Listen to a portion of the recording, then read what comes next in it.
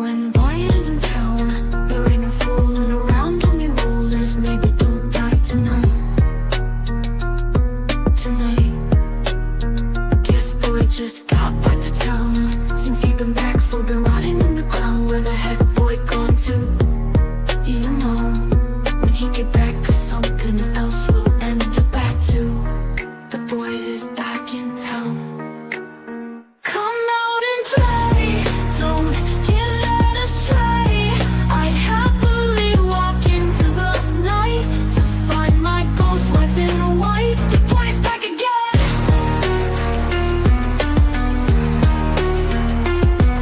A pool in a motel is like a boat without a sail. You can't break me. 3:30 in the morning, not a soul in sight. Monsters knocking on my door every night. When the bell starts ringing, be ready for the pain he's bringing. He wants to get home in his boat. If you get in his way, he'll cut your throat. Come out and play, don't get led astray. I happily walk into the night to find my ghost within a white. The boy is back again.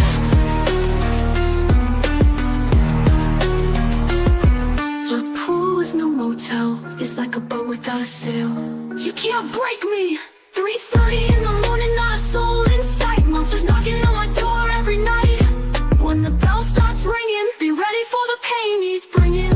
He wants to get home in his boat. If you get in his way, he'll cut your throat. Come out and play, don't get led astray. I happily walk into the night to find my ghost wife in a white. The boy is back again. The boy is back again. This place can't break me, even if they take me. Web spun demons come. Worms got into me, worms that go to set 'em free. Worms will ride a pony on the sea. Take these worms from me. Smiley, smiley. My blood is your blood now, motherfucker.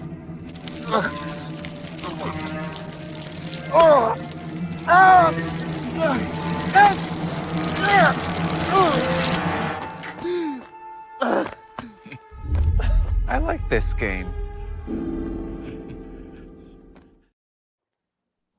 Go, Dee. And welcome everyone to a special From Finale live stream giveaway Go ahead. content creator panel. Me and Dana are gonna be Dana camera on, damn it. I ain't supposed to be the Go. only one. No, And I'm we're in sorry, our didn't onesies. realize I was We promoting, I'm promise. sorry. I'm reindeer. Dana's there you go. There you go. Alright, so yeah. We'll be on camera for a minute and then I'm gonna switch back over because my camera's gonna fall down and stuff. But we're here, we're live, we're so excited to join all you guys for this finale episode kind of review and giveaway and just jam-packed fun. So much stuff. I don't even know where to begin tonight. It was such a great episode. So much they gave us. I'm so excited. Yeah, we're reindeers. We took Jade's advice. I'm a reindeer. Dana's a panda bear, and we're cute. And you guys, I hope you're wearing your pajamas too, because you know it's pajama night. But all right, so I'm gonna go back over to my other one. Welcome panel. You guys talk for a minute. I'm switching back over. And I hope you guys enjoy. I'll come back on camera later. Yes, we have an awesome panel with us tonight, guys. We have the amazing James from The Walking Dead Explains. We have Hello. Ryan from Shook Earth Media. We got Mr. and Mrs. New Watchers with us tonight. We have the awesome Mr. Spade Parkland from Parkland Media. We got Ray Barnes. We got Baby Clay. Yo. Jeremy's popping on in a minute. We got JH popping on in a minute. So we're going to have a full, busy panel, and it's going to be fun. We're going to give away some talismans, some T-shirts, and it's going to be so much fun. And yes, I'm in a panda, and I love my panda. Don't hate the panda. That's right. We're cute, Mighty. That's right. I said it. I meant it. Because we're in cute little outfits. So it's right. Enjoy. I'll come back on later. Like I said, my phone dropped like 5 times before we started. It's been a difficult one, but we're here. We made it. We're ready to talk about it. I'm ready to see all who joined us tonight in the chat because you guys have been firing off since well early. Let's see. I got to scroll way. I see what Jeremy says now, Dana, when he's like, I got to scroll way up to the top. But I mean, I got to know. scroll way up to the top. So let's see who was first and foremost tonight. It was Pagan Sky Podcast. What is up? This is going to be epic. Best birthday ever. I'm not going to miss this one. Well, welcome and glad to have you with us. Hope you get to win some awesome prizes tonight. I can't wait to see what you thought about this final episode. And happy birthday. And happy birthday, happy indeed. birthday. Happy birthday. Dang it. You know what, Dana? Put it on the list. I need to have a birthday clip of some sort. Okay. All you guys. I'm making a note. I know. I got to make a birthday clip, something special for you guys every time we know it's your birthday. Clip. Okay, it's noted. I don't have one, but you know what? I have this. This is all I have for now, but it's okay. It'll do for you. We'll give you some love. Fever, you're on fire. Welcome to the burning desire. It's a little something. We'll get something better for the birthdays in the future. Let's see who else we got. I see Jack hanging out with us tonight. Hi, I'm new. I'm Pagan's friend. Well, welcome all of you guys. Yes, I've seen a lot of you guys coming from Pagan, so welcome. Glad to see you guys hanging with us, and we're just glad to kind of get to know a lot of the other content creators and folks out there who kind of share the same space as we do, enjoy the same things we do, and get to see that perspective and talk about it with you guys. Yes. What's up, EJ? What's up, EJ? Glad to see you hanging with us tonight. Let's see who else we got. I see PM in the chat hanging out, and PM Philosophy, guys, go check her out. PM, drop your link if you have not already. She has started her new channel, and she will be joining us tomorrow night, I believe, right? Or Wednesday night. I'm sorry, Wednesday night. Wednesday night. She's going to be joining our second roundtable discussion of the week because we had so many people who wanted to come have fun with us that we had to make it a double. So we're having a special giveaway roundtable part 2 on Wednesday as well. So yes. Let's see who else. I see a lot of you guys in here. Let me see. I see Golden Child hanging out with us tonight. What's up, Golden Child? I see Eric Stewart. What's up, hun? Stephanie 1816. Doc Hayes. Bitey. Oh my gosh, so many people. I see Robert Sanders hanging out with us tonight. What's up, hun? I see our awesome Arrow, our DJ, in our Discord. Go check out the Discord, guys, if you have not already. Matter of fact, while I'm talking about the Discord data, we need to let the folks know if you have not signed up, or rather hashtagged in the Discord for the From mystery giveaway. Tonight is the deadline. When we end the stream, we will be cutting off that. So whoever is not entered, you will not be able to join us Wednesday night for it. So guys, get in the Discord, hashtag Fromily in the channel. Make sure you get your spot, because we are closing that down after the stream tonight. Yes, the amazing Nick H made us some awesome mystery prizes that are, I personally think, way better than the talismans.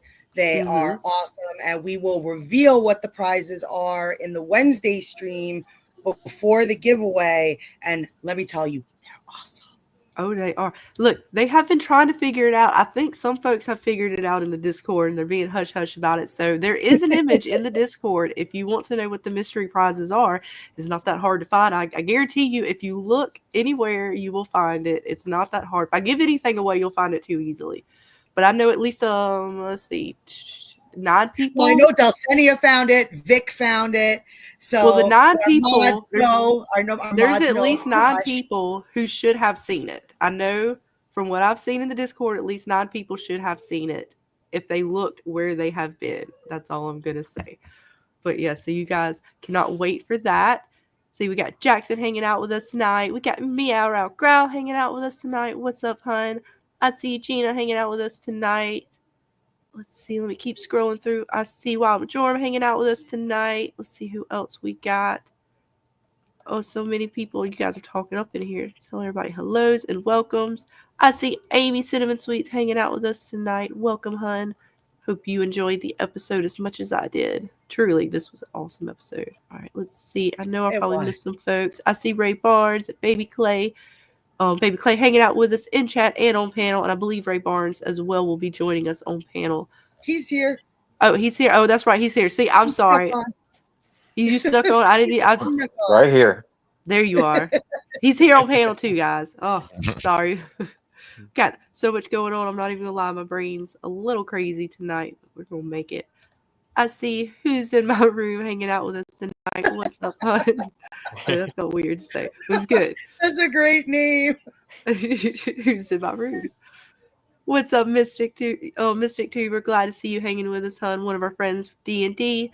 We're gonna get back to that again real soon with some Christmas action. Cannot wait to save Santa, save Christmas, and bring back at least one piece of Santa. That's all we are deemed that we have to. Dana did not specify the whole Santa, so as long as the head comes back, I think we're good. That's Save the head. awful. That's awful. You should want to bring back all of What? Santa Claus. The way you Don't hurt play, Santa. Look, the way she plays all D&D, we may evil. not have much of Santa to bring back, but My we'll say D&D enough. players, they're evil. No love for even Santa Claus.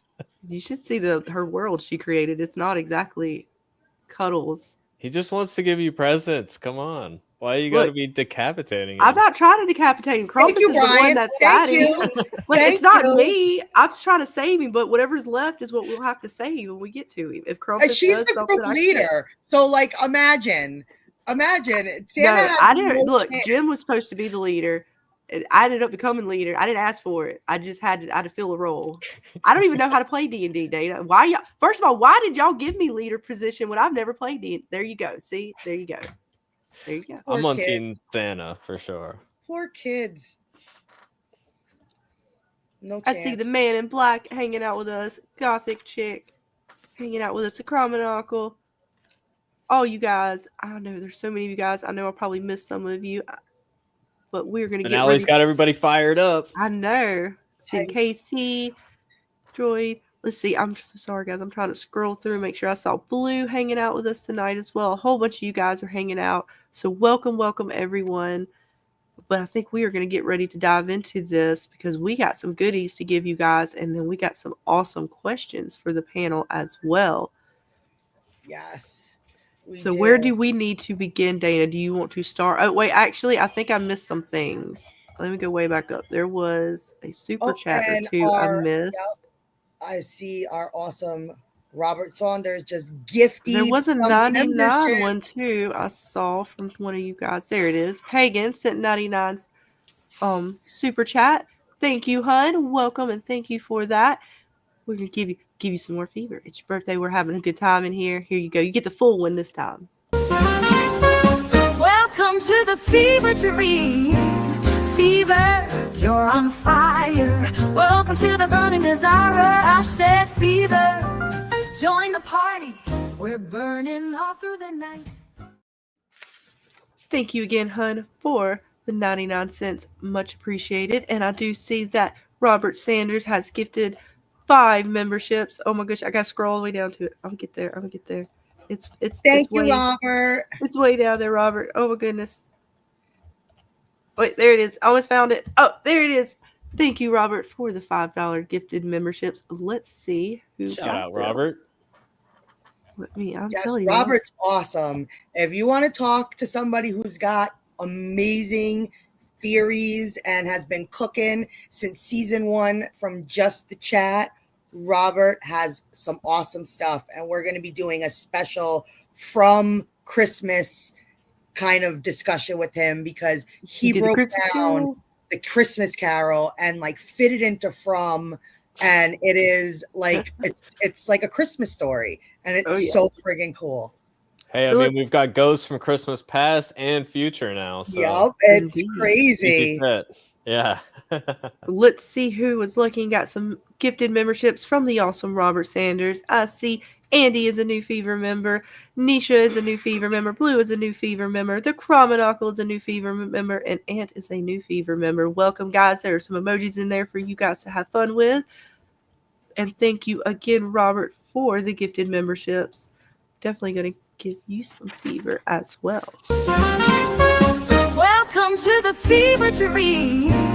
Fever, you're on fire. Welcome to the burning desire. I said fever. Join the party. We're burning all through the night. Thank you again, hun. Always most welcomed here. And we appreciate you for the 5 gifted memberships. Yes, we love you, Robert. Indeed. I really can't wait to hear the Christmas Carol, Robert, again and just go over it with you. That was fun. When he posted it originally in the Discord. Yes, It was good. it was a fun read. Because it was like literally reading a story, and it was really cool how he like put all the different aspects and stuff. And even his color theory is friggin' stuck in my brain. I see colors everywhere now. Oh yeah. But yeah, we'll get ready now, guys, to dive into it. Dana, do you want to start with a question or should we start with a giveaway? We'll start with a question and then we'll do a giveaway in between every question. And you guys who have been here before and know how we kind of start off, I always ask you guys first, what was your favorite moment of this episode? And it's the finale, so I know there's going to be so many favorites. And since we have another lady with us on the panel, we will start with the amazing Mrs. New Watcher. What was your favorite moment of the episode? My favorite moment of the episode, and I know it's bad, but my favorite moment is when Victor had Smiley and was like, Wait, yes. That's her. Here you go. Wait. Here you go. I gotta put you. I gotta see the doll better. I can't see. Here you go. Let's see. Oh my God, that's amazing. Jasper. Oh, that is so cool. That's dope. That's dope. That is I'd be awesome. terrified to like be around that thing. I mean, that whole, it had to be like comic relief. They must have done that for comic relief to break tension, because Victor in that Jasper dummy, it was like I didn't understand why he was screaming and hollering, and then the people were looking at him like, yo, Victor is he's normally victoring, but he's like really crashing out right now and something's going on. So that was my favorite part. It was just hysterical. And then the other one was the fight that Tabitha and Jim had. I was like, this has been 3 seasons. I mean, I've been waiting on this fight to happen. Right? I've been waiting. And then the monsters that had the audacity to tell them to shut the hell up. Like they're out the window like, you're like, you're ruining it for me.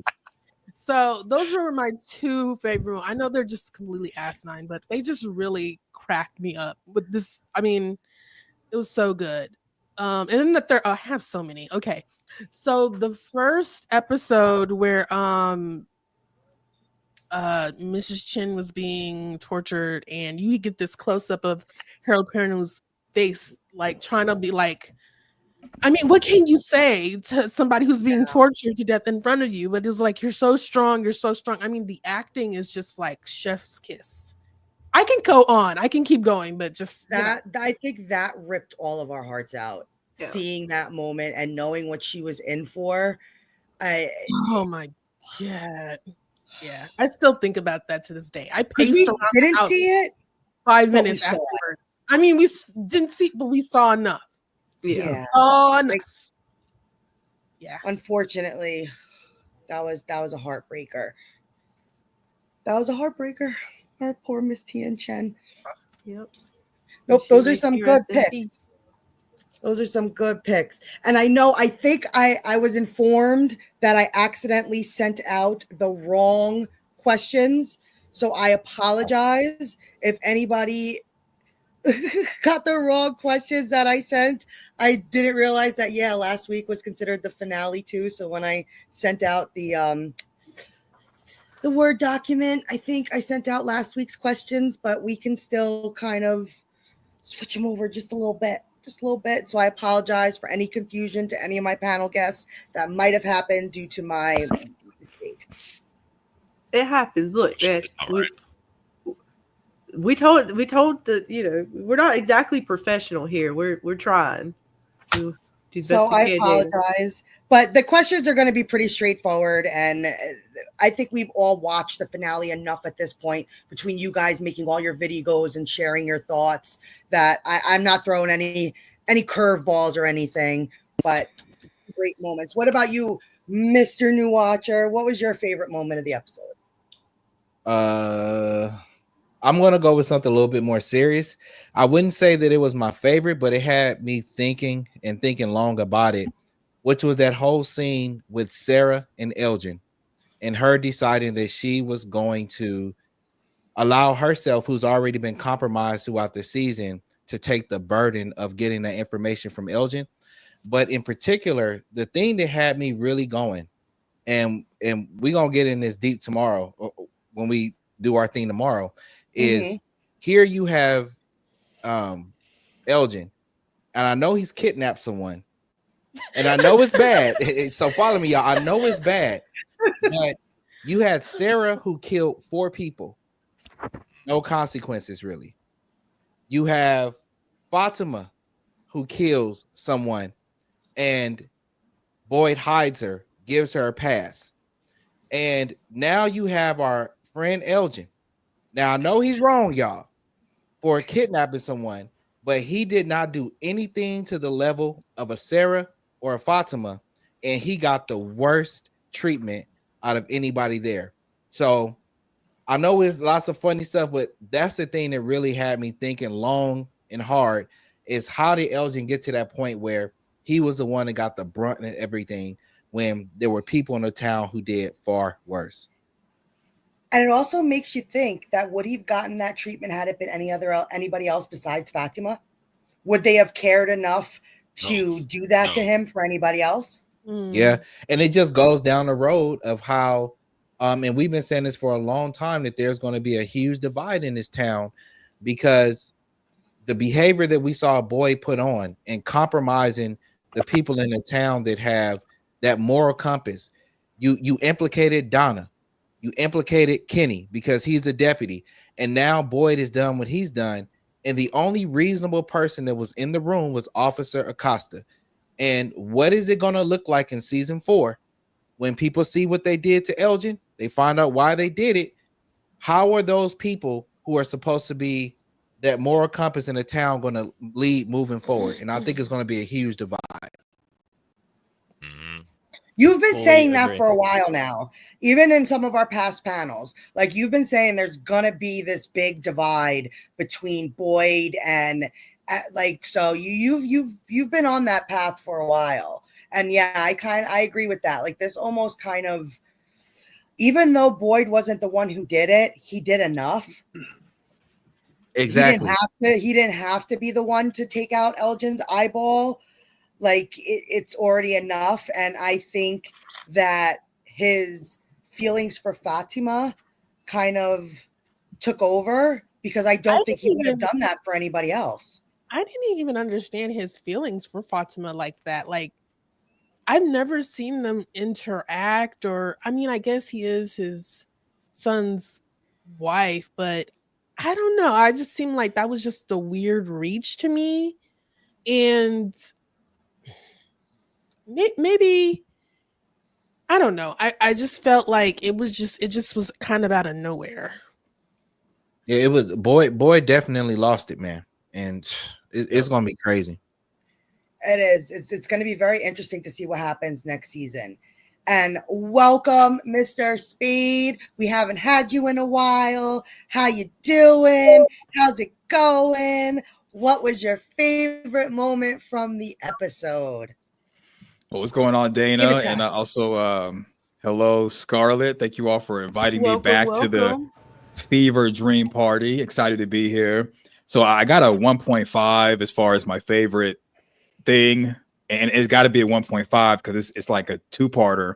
So the one is at the very end where we had the big reveal, and we saw the creature jock at the right hand part of the screen when Smiley was being reborn. I like that we saw him there, the creature jock, because we haven't seen him the entire series except for season 1, like episode 2. So to see him again with the rest of the 12, I imagine that he was one of the original 12 townspeople that sacrificed a child in order to get this immortality, according to Fatima. And the 0.5 of that is the dino scene with Julie and Ethan, where Julie had like this look on her face of, I'm going to be able to go back in time and change stuff and make a difference. And Ethan looked at her and was like, you're a story walker. All you can go back is observe and not change anything, which I think that's what ends up happening. That's how she met the creature jock. And when she met him, he must have been human. And she probably also talked to the ghoulish children as well. And I think that she's the one that gave them the story of hope. And that was my favorite. Interesting. So you think it was actually Julie who goes back and gives the story, and it was just Jade and Tabitha just maybe sang them the lullabies and didn't tell the story of hope? That's interesting, since we know that it is Julie who could kind of mess around and go back in time and stuff. Well, the reason why I said that is because when the boy in white was telling Christopher about the children being given hope, he didn't say that you, who you came from, gave them hope. He just said someone that loved them. So if Christopher comes from the original guy and Miranda comes from the original woman, I would imagine the boy in white would share that with Christopher, especially if he's asking Christopher to go out into the faraway tree and go save some children. Like, oh yeah, by the way, you're the guy who comes from the original guy who was trying to save the children. This is you doing it again. So in my opinion, the boy in white saying that someone who loved them when talking to Christopher, which Victor relayed to Tabitha and Sarah, would mean that it has to be a third person separate from the original person who Tabitha comes from, who Christopher comes from. So that's why I think it's Julie, especially since she's the only one that's, we'll just say, a good person or a good guy or gal rather that can time travel or that can chapter walk. That's very interesting. See, this is why we do this, because you guys all got goodies in your brains, and we love just pulling it out of you, these awesome ideas. And what about you, Brian? What was your favorite moment from this episode? Well, thanks for having me on the show again. Really appreciate it.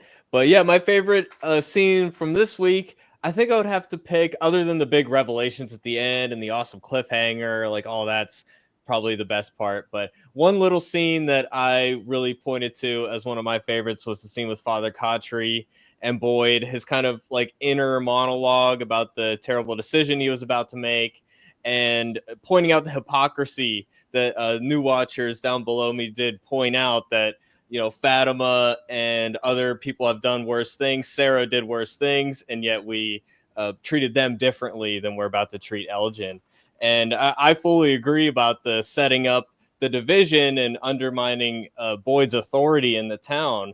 And Donna's in with that too. And I always say, like, Acosta was chosen by the town to come in to provide an alternative and question Boyd's authority. And she's wearing the police officer outfit. You know, she had an opportunity to get new clothes. She chose not to, decided to stay in that police officer outfit because she wants to project that role in the town. So I think that that's definitely what we're setting up. And the town did effectively break him, but they did it by making him break himself by the decisions that he was making in order to protect who he viewed as family. So, yeah, I really like that scene there.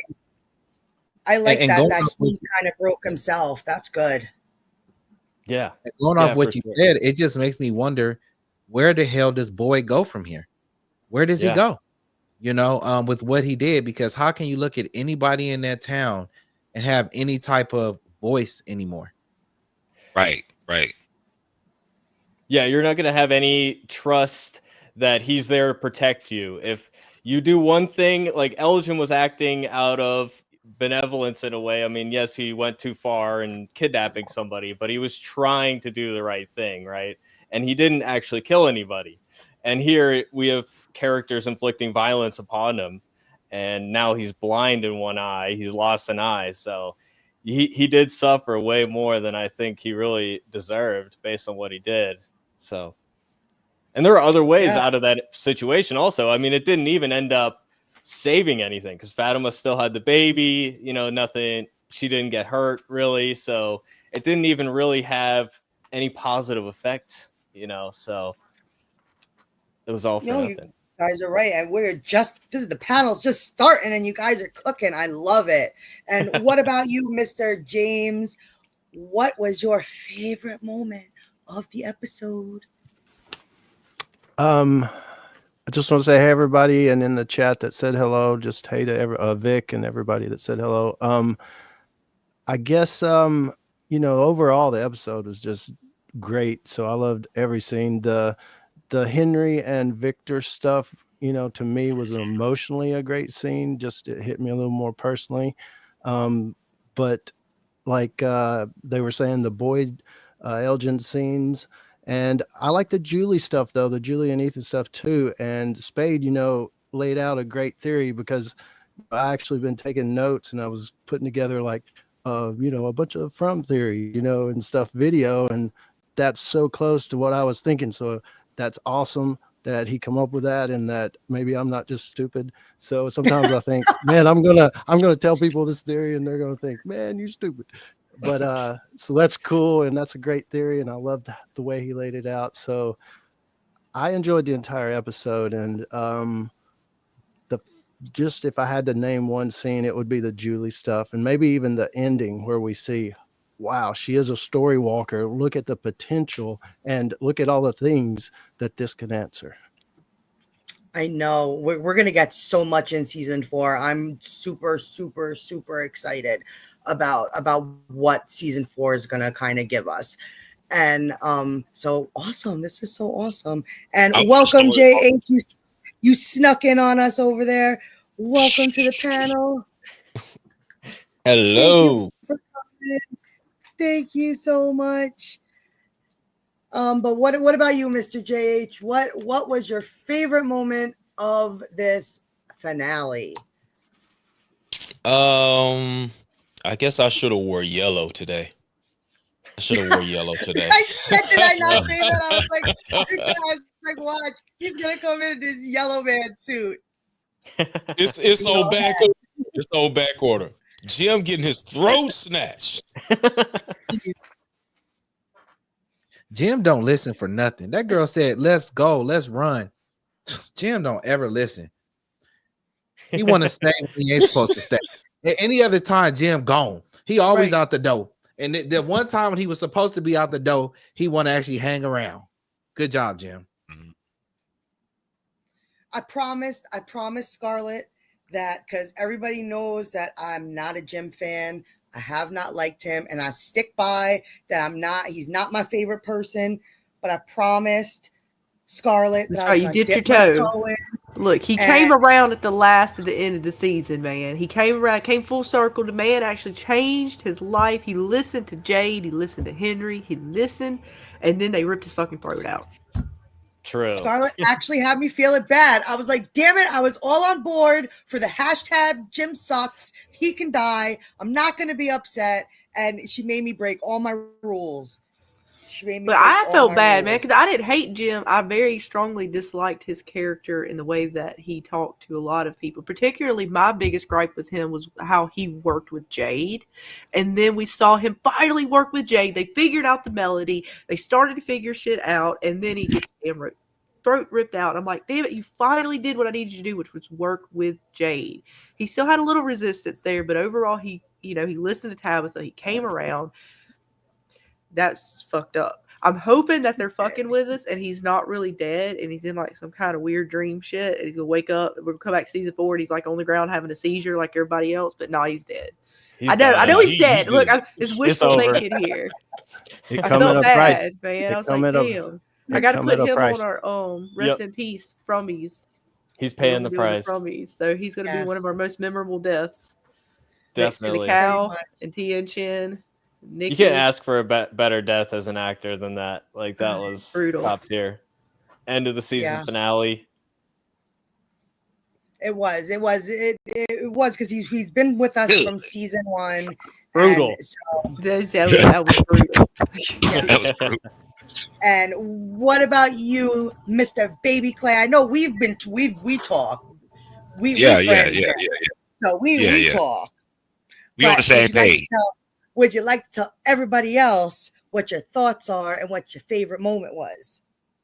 I'm gonna have to say the reveal that possibly Christopher or Jay could be the reincarnation of Chris, and Tabitha could be the reincarnation of Miranda, because I had a little side theory that whoever can see the boy in white or the Ankui children could possibly be reincarnations of people that we haven't seen just yet. Like maybe Sarah could be a reincarnation of someone, or maybe Ethan could be a reincarnation of someone we don't know yet. But we know that whoever can see these, well, at least Tabitha and Jade, they've been here before.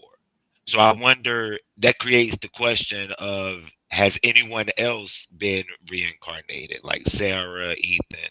Because Julie can't see these kids, but she can story walk. Randall can't see these kids. He has the cicadas. So it's like, who? Julie did What? hear them though, right? She Who? said she heard the Ankui.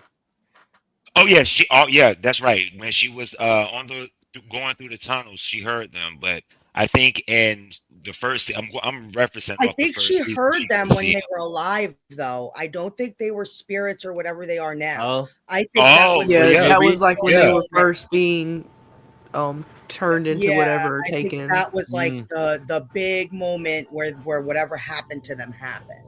Yeah. So yeah, yeah, could be. Good that theory. was one, and I got like a half of one, like my boy Spade said about. It's just an add-on to what the new watchers on the wall said about Boyd and what path he's going to go on. I honestly, I was preaching this the other day. I thought Boyd might have had more options than torturing Elgin. Definitely. Maybe secretly following him to the root cellar, maybe, or saying, "Hey, we gonna hold you hostage in the root cellar, and if she's alive, you're free to go. But if not, we gonna put you in a box." So it's like, it's just an add-on to what the new Watchers on the Wall said. I don't know what path Boyd is going down, but it's definitely not his old MO of being this hero, hopeful type of guy. Yeah, he's not going to be the peacekeeper anymore, right? Like he was the guy always trying to break up fights and stop, Right. altercations. It's hard to do that when you have the blood on your hands, right? Even though Sarah took it the extra mile, he still was involved, and even letting that happen, He was he's the definitely catalyst. implicated. He was the catalyst. I don't think Absolutely. anybody in that room would have done what he done had he not started it. And then No. it was even when people were trying to stop him. And I just remember that scene when he was walking upstairs to do what he was going to do. Kenny was that last line of defense and was saying, "Hey, man, are you sure you want to do this?" And Boyd does it anyway. He started everything. And nobody else would have even considered doing anything like that. Yeah. And even like This him and one, Kenny are going different ways next season for sure, because Right. he apologized to Kenny for lying about Kenny's dad, and then here he is lying about Fatima and what she did, and then he does this. Like, they're definitely not going to be on the same page. I have a feeling that he and Acosta are going to kind of join forces in a way, because they were paired up in a lot of scenes, and apparently, according to the actor, they had deleted scenes of him and Acosta working together that were cut from the show for the runtime and all that. But yeah, I think that's going to be interesting for sure. The schism, like you said. Yeah. But And we do have. Hang on one second, real quick. We got from Pagan Sky Podcast again another 99. We got super sticker. I believe it was a yellow puppy dog. Hang on, let me go back over there and look. It was cute. It's a cute little doggy. Oh, look at it. Oh, I appreciate that. Thank you so much, hun. I'll give you a little fever for that. And again, thank you for your donation. Greatly appreciated. Welcome to the fever dream. Fever, you're on fire. Welcome to the burning desire. I said fever. Join the party. We're burning all through the night. Thank you again, hun, for the super sticker and the 99 cents. Awesome. And like I was saying, last but certainly not least, Mr. Ray Barnes, what was your favorite moment? Wow. Well, first of all, what's up to everybody in the chat? What's up to everybody on the panel? Thank y'all for having me. And I had a list and y'all hit all of them. Y'all hit all of them. But I do want to just hit some highlights that I liked. Definitely, like JA said, the man in yellow. That reveal was something I really wasn't sure we were gonna get until the very end. So that was surprising. And then I want to see what his motivations are, where he's going, what he wants to do. Why did he go after Jim when Jim was the only person who didn't seem to see anything? That didn't make any sense, but maybe it'll be explained later. We'll see. Um, the Elgin scene, that was gruesome. I'm not sure. Is Elgin alive? I'm not sure. If you were to ask me, I don't know. As of right now, that could easily like be an infection. Like, you know, it could Right. be bad. But I think he'll be back. Christy got her work cut out for her. Oh yeah. Oh yeah, if he is alive, I don't think he wants to be. Yeah, exactly. He's on. That was a long Like ass we- screwdriver. You saw Yeah. that screwdriver. Look, the blood's all the way up shit in there like that. And Yikes. it looks like she did some digging. She went like that far. Look, the eyeball got looked like lobotomized. I mean, she went deep up in his head with that. I don't know. Tickled man. his brain.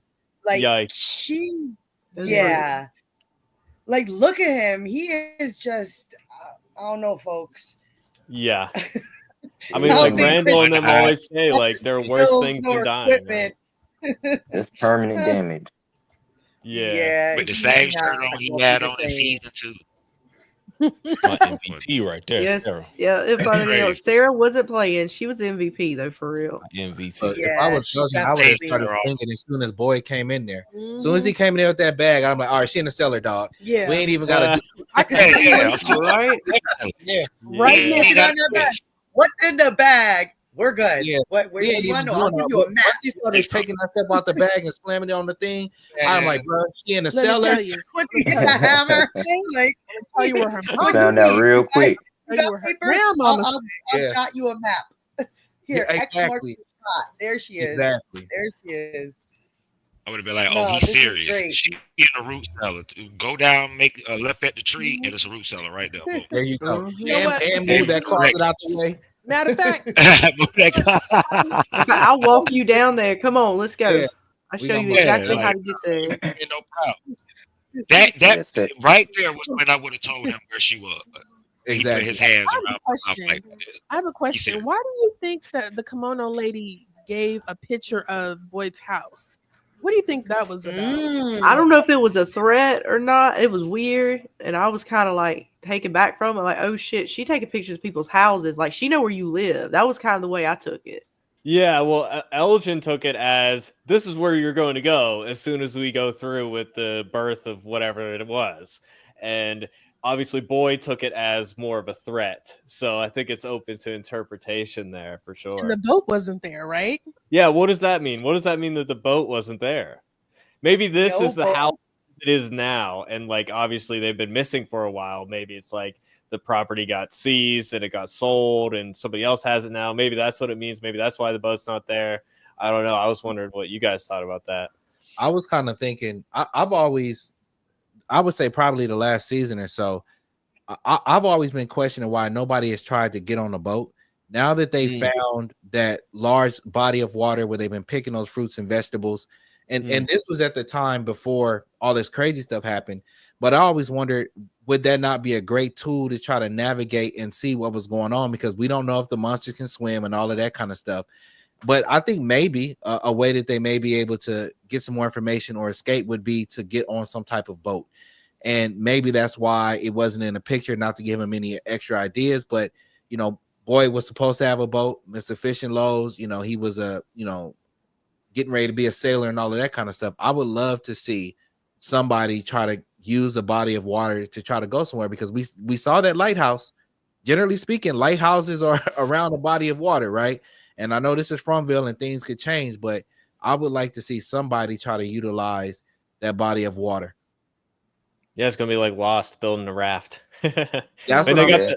they got gotta the be axe. true. They could chop down trees. Like All they they can could do is call definitely make Victor. them. Victor, cut that tree down right there, Yeah, and then they could just start, building a raft. Right there you go. definitely. It's already ready to go. Far Yeah. away boat. Yeah, far away boat. There you go, literally and figuratively. I already got a hole in it, just drop that in.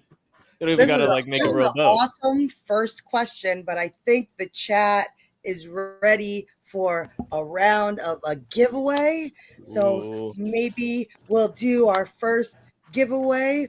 I figure since we have a lot of content to get through, we'll do it in 3 sections. Or 4 sections. We'll do 3 talismans and a t-shirt right now. All right. It works for me. So get ready for when Scarlett gives you the command and the hashtag. Yes, what hashtag are we using tonight, Scarlett? We got hashtag Fromily, FROMILY, all in caps. Yes. So as soon as she gives you the prompt, get ready let me to just start enter that. We'll start collecting comments. There we go. All right, guys, go ahead and type in your hashtag. They were created by the awesome Nick L, one of our awesome friends and supporters of the channel. He 3D printed these talismans, painted them, and then I thought it would be a really good idea to wrap twine around them to make them as realistic as possible. But I'll go snag one and I'll show you guys what they look like. Hold on. Oh yeah, they got to be authentic. You got to have the real deal, or else they have no protection value. You got to have the twine. And I believe it comes with a command hook as well, so you got some hardware to go with it to help you hang it up on the wall wherever you need to. So serious guys, we're gonna be protected for season 4. Yeah, and you said you 3D printed those, right? I bet that the set designers themselves 3D printed them. They use that for a lot of props now in the movie business. So yeah, Nick L did an awesome job on a lot of the things, not just these talismans, but some other items that we'll be giving away in the Discord Wednesday night.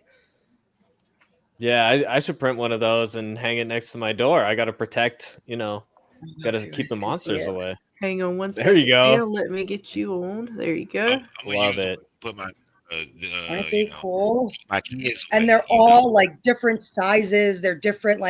They literally, when I opened up the box, it looked like a box of rocks. It was so crazy. Yeah. But that's nice. Got the little hanging part, so you'll be able to take them right out the box and hang them up. That's a good battle. Awesome. Aren't they pretty?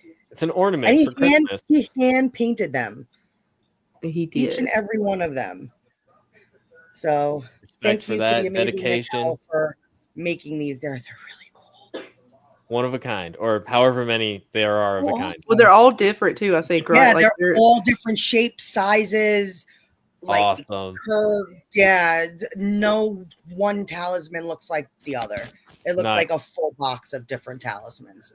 So it was really, really cool and fun. Sweet. So much fun to twine about 40 of these things. Yes. it was interesting. It was interesting to say the least. A lot of cursing. But thank you very much to the amazing Nick L for doing that. Give you guys just a few more seconds. Make sure you type in that hashtag Fromily, all in caps. That way it registers it properly and you get into the running for the giveaway. And we will draw that very soon. Give just a few more moments. Make sure you guys had a chance to type that in. And if you don't get this one, we will do another one right after. So no worries. Yep. You'll get your chance at getting some protection. 3 talismans and a t-shirt now. And we'll kind of do it in clumps like that until we give away the rest of it at the end of the show. Right. You can do a drum roll or what's I don't know. You know what? I got a winner that we use. We got to have something for the from the soundboard. I don't have the drum roll yet. There you go. You need a drum roll. Somebody came in my house. Do we have any new additions to the soundboard from this episode? Not yet. I haven't had a chance to. Fair enough. You gotta get that man in yellow saying. Yes, that's going over there. You shouldn't have. I got you. I know you. I know you gonna put it up. Definitely need that. Let's see. All We right, got here we 59 go. last seconds. Get them in while it counts. We're getting ready to draw. Oh my gosh. Oh my gosh. Here we go. Who's gonna get it? Drum Who's gonna roll. get it? Oh my gosh. Oh. No, it's still going. There we go. Oh, the new one. Come on, guys. I didn't know we were allowed. I didn't. Yeah, I would have put my Frumley hashtag Frumley down as. Of course, you guys. That's all right. I'm Of course, catching you that guys crowd. can. No, that's great. there you go. You got Yay. your protection. Here we Well, they go. got double luck sitting there. I mean, you can't. It's the two of them. They put their energy out there together. How could you deny it? True. Congratulations! You got a talisman to go with Jasper. Yes. Yes. You gotta wear it. Jasper You might gotta not have like it the around talisman. Jasper like a necklace. Congratulations, guys. You can't get in here because there's a fucking rock in the fucking window! I'm not afraid of you.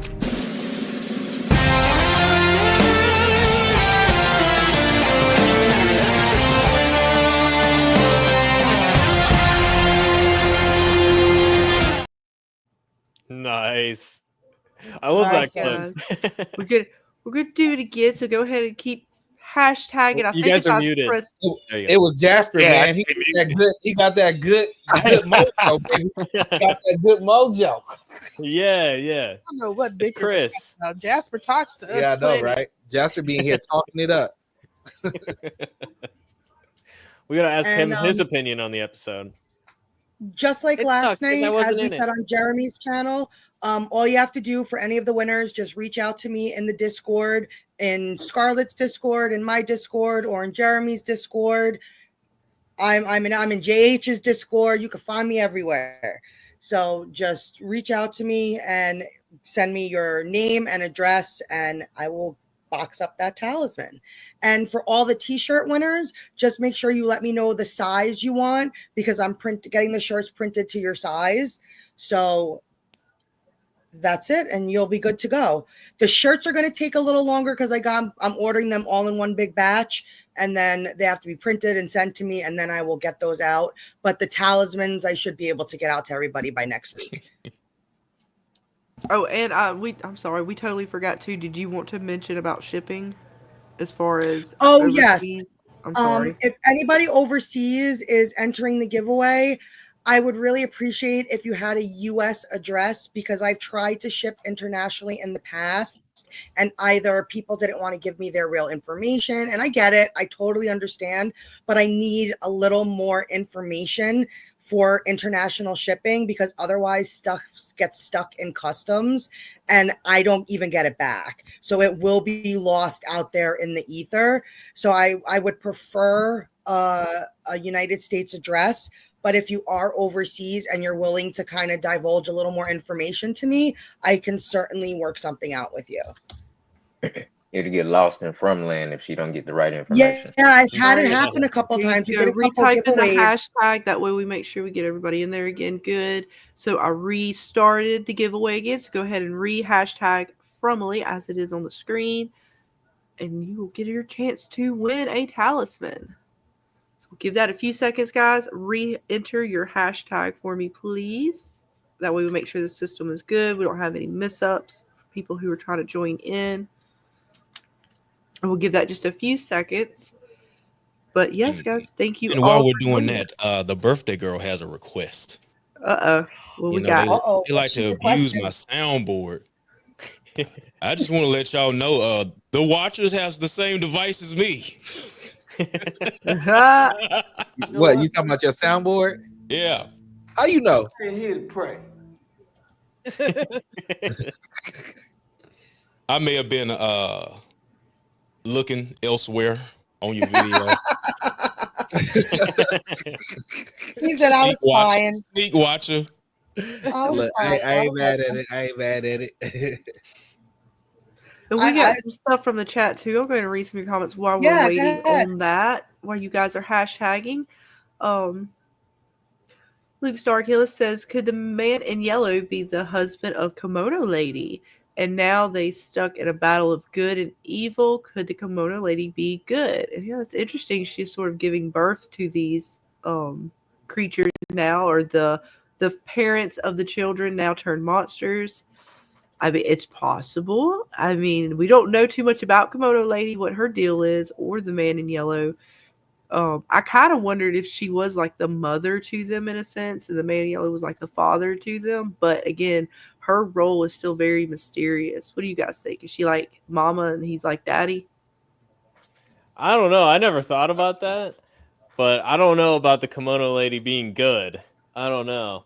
Yeah, I don't know about her being It's good. like She's pretty that, bad. She's something. I think the man in yellow might be the guy from Curious George. Okay.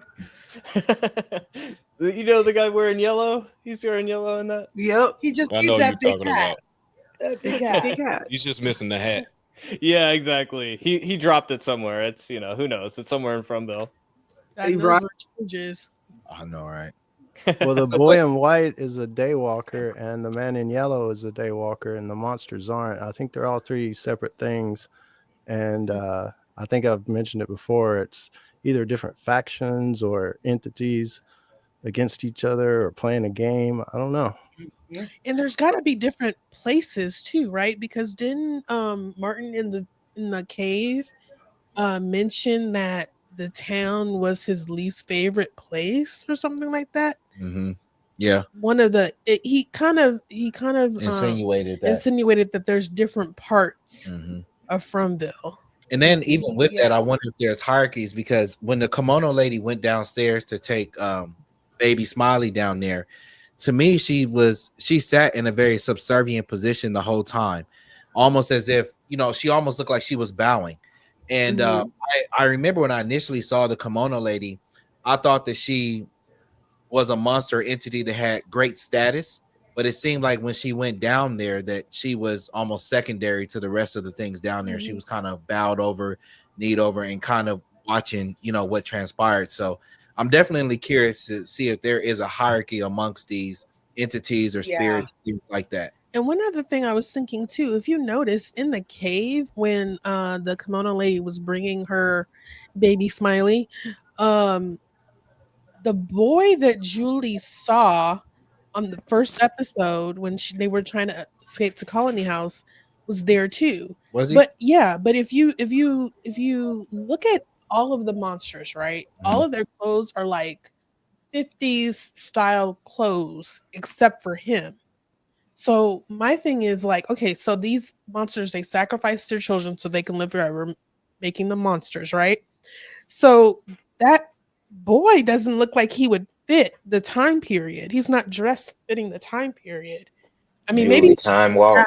That is, Him and that Julie is have so a funny baby. that you said that, because I brought up the same point. I was like, if these monsters were, I was thinking the way they described them were like they were from like the 1500s or something, the ones that sacrificed their kids. This is where it started. Yeah. So I was thinking way older, and I literally said it on Jeremy's live last night. I was like, who dressed them? Who gave them these outfits to now wear? Because they're not in colonial style clothes. They're not in clothes of somebody from that time period would wear. Are we sure that just because it started with them, that they are just a later cycle that got manipulated into do this and we will give you immortality, and not necessarily the start of this place? Right. That maybe that's just the start of the monsters? I think that's true. It could also be like the clothes. They like to collect things from the people they kill, right? That too. Maybe it's the people from the 50s. They killed them and took their clothes. I don't know why that bothered me, but I was like, who dressed these friggin' monsters? Like, Well, it could also be a perception. Like, going through the rack, like, here you go. It could be a perception thing, like if they were colonial looking people and someone drove into town and they walked up to them, they would probably run immediately. But being their 50s clothes, it's like they actually stop and, new people would just walk right up to them. It's more than just the clothes too, because like the diner and everything, there's like this Americana to the town as well. Like just kind of the collective unconscious seems to be born from that time. So I don't know. Maybe like you're talking about these different locations in Fromville. Maybe that we're just inhabiting the one currently that is based around the 50s and 60s and stuff like that. True. I love it. Blue says, I can't wait to see if Smiley gets new duds. Yes, we got to see Smiley born, and he wasn't wearing anything, so we'll see if he gets That was to a nasty, keep his nasty scene. clothes again. But guys, I would love we're for him going to to get put on the ready to do this next raffle for you Let's guys. So go. last chance to hashtag Friendly and enter. We get ready to draw. and Smiley see gave who us our winner. our best version of what was that Mike Tyson the other day in the fight when he turned around. Yes, That's what Smiley gave us. Smiley gave us the Mike Tyson. Yeah. I want him to put on that kimono and cover serve up. cunt.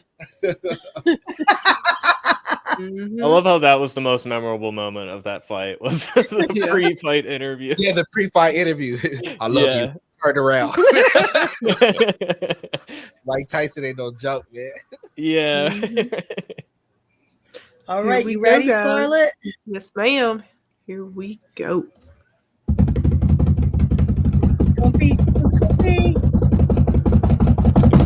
It's still going.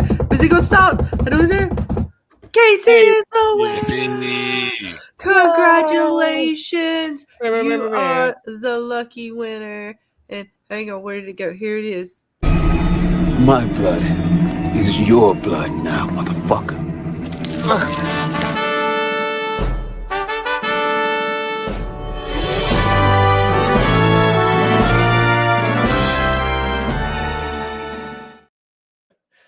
There you are, honey. You are the lucky winner of a talisman. Congratulations. You are protected from the monsters in season 4. I know. But what about you, Spade? What do you take on like what the monsters were wearing, the little story we got about them? Like what do you think? So I know when season 2 episode, I think it was 1, when Tabitha and Victor were going through the cave, navigating it, we saw the luggage and stuff. So I imagine that the period of time when Victor was there by himself and there wasn't any adults, the creatures were still going through town and they were going through the houses, playing around with stuff and probably taking trophies or souvenirs from former kills and stuff, took it back down to the caves and just, maybe changed out their duds as they got dirty, depending on what they liked and what they found. I think Smiley Creature is going to be the same way, where he's just been born. He's basically a baby wanting to play, and he'll have like a new outfit from whatever's down there, from whatever's available. Because also when Henry and Victor were navigating the cave, the part where Victor remembered everyone being when he and Tabitha were down there, talking about Victor and Henry in season 3, the creatures had moved all of their items, including the grandfather clock and everything, further down into the cave. So they keep track of everything or take things with them whenever they move for whatever reason. And I imagine that it's pretty much the same way. Maybe when they went through Colony House off screen, they took stuff with them while everybody else was running out. I agree. Interesting. Good theory. And so, Dana, this What next about raffle you? is for the T-shirt, right? No, one more talisman, and then we're One gonna more do the talisman t-shirt. and then a T-shirt. Okay, I'm just checking. Yep. All right, guys. So Yep. re-enter that hashtag. And what about you, JH? What did you take of like the clothing and finding out that they were kind of what the reveal we got about the monsters? First off, let me say I would like to take a lyric from the great philosopher Lil Wayne. That chick ain't no angel, treat her halo like a frisbee. that kimono woman is not an angel, Elgin. Get out of here. Yeah, right. Well said. Well said. But I don't know. Watchers got me change my mind as far as the hierarchy here, because I would think they are higher than the monster because these are the only two, as far as I see, Kimono and Man in Yellow, that can be out in the daytime. Mm-hmm. So that has me thinking that maybe they're upper tier as far as what Martin was talking about. That's just the tip of the spear. So, but as far as the reveal of the monsters, so my question is, okay, these are the people that sacrifice the children, right? Yeah, if they sacrifice their own kids or something like And that. they can live forever, yes? Mm-hmm. Why are they in the 50s garb? Shouldn't they still be in the original incarnation of when they sacrificed the children? And see, that's Yeah, weird. like Is it so much that when they're reborn differently? So, like, is Smiley going to look a little different now that he's reborn? Is he going to have a new age look to him when he puts his clothes on? Because I'm just curious about that too. Like, how was that changed from this sort of 50s style monsters and decor we see to something that we'd see in the village or in the settlement rather, where Jade sees that dude on the tree. Like, where's that connection to that past to what we're seeing with the monsters and the children? Are these just like a separate set of children or something? Is there it's really weird. I don't know where to fit that myself. Okay, either. I do like that, Father Daniel. That would make sense. They like to wear the clothes of their victims. So they touch, they break, they steal. That just makes them more fucking creepy. Yeah. That just honestly made them more creepy. Thank you. But I know we were talking about this today on your live, Baby Clay, right? Like the dialogue of what they used. Because like you guys said, the tip of the spear we're associating with the monsters. Martin says to Boyd in the tunnels, they are coming. Like it's not safe. And then when Fatima gives birth, she says it. Right. So it's like we get this dialogue. They use it. They use they. So how many factions, like James says, is at play here? Because how do we decipher the it from the they from right, Baby Clay? Like what? How do we like? What would be this like tier list? I think of things? honestly, what I was thinking was that maybe it is a singular entity, but when Martin is speaking of they or someone says there, it's multiple entities. It's just not this. Whatever it is the big bad. Whatever they are, when Martin says they're coming, you gotta go. I think that's a lesser form of the big bad. Like whoever they are is still a bad person or a bad entity, but I think it's multiple. But the big bad, I think, is the it person that Fatima was talking about. Okay. Hang What on about one you, second. Ray? Don't want to interrupt you guys real quick, but we got another super chat coming in from Robert Sanders for $10. Thank you so much, hun, for your generosity. He says, if balance is to be maintained, I'm going to predict 4 new arrivals, season 4, episode 1, to replace Tien Chen, Tilly, Dale, and Jim. And definitely, we do know that Robert and some of you guys have been keeping tally on the numbers coming in and going out, so to speak. But I look forward to seeing who they will bring in season 4, because we had some deaths now.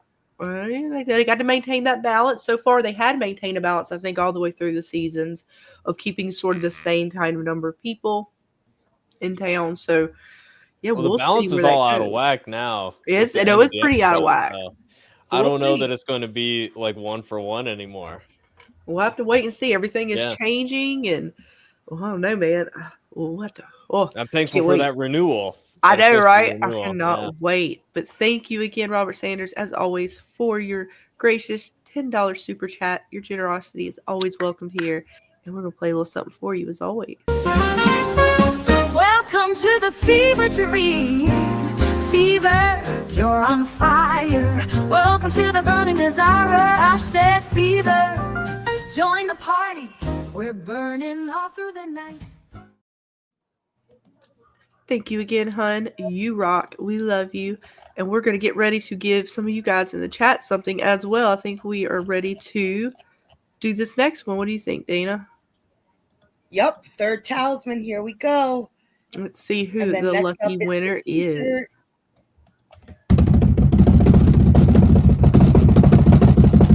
What the fuck is next? Perfect. Hey. Woo! exiting Congratulations. the paradigm. Y'all know I can't read. But congratulations to you, hon. Paradigm. Paradigm. Y'all know I can't read. Look, I'm like half sick over here too. Y'all don't know it, but I've been like, I had a fever earlier today, I believe. I think I got No the flu pun from intended. Data. Yeah, I was gonna say pun intended. Yeah, no, seriously. Yeah, I do. I got It wasn't my serious fault. fever. I was sick for like a Look, month. And you gave it to Real, and it migrated. It went from New York and migrated down to Georgia. It made its way to Alabama. Dang it, it's my turn. Oh, I gotta go before I catch this thing then. It's already caught the fever. No, it's fine. Look, It I already wasn't played my the clip. fault. Everybody's already caught It the fever. It's wasn't fine. my fault. But see, yes, you are the lucky winner. And here you go, huh? Yay. You can't get in here because there's a fucking rock in the fucking window! I'm not afraid of you.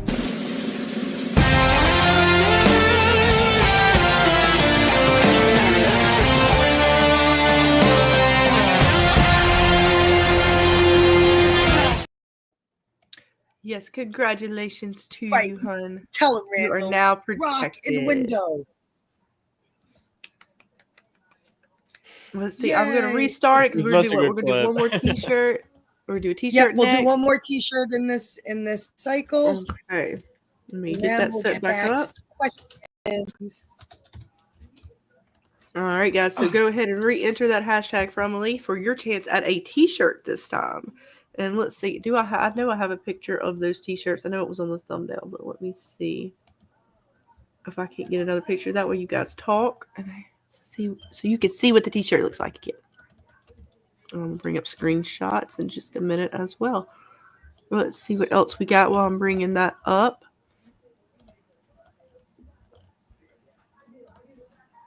Earlier, David said the house was to show that they were on the way home. After the winter solstice, the sun returns to spring, and after the great ordeal, the hero heads towards the return threshold. Interesting. So yeah, the picture that was given or that was taken by the camera for Boyd of the house. Yeah, I mean, it could be. Oh, pretty interesting the way you said that, though. I like that. Yeah. Let's see what else you guys are saying. I was like, get ready to get that picture. We have a lot of hashtag friendlies in there. Awesome, guys. Keep them coming. Yes.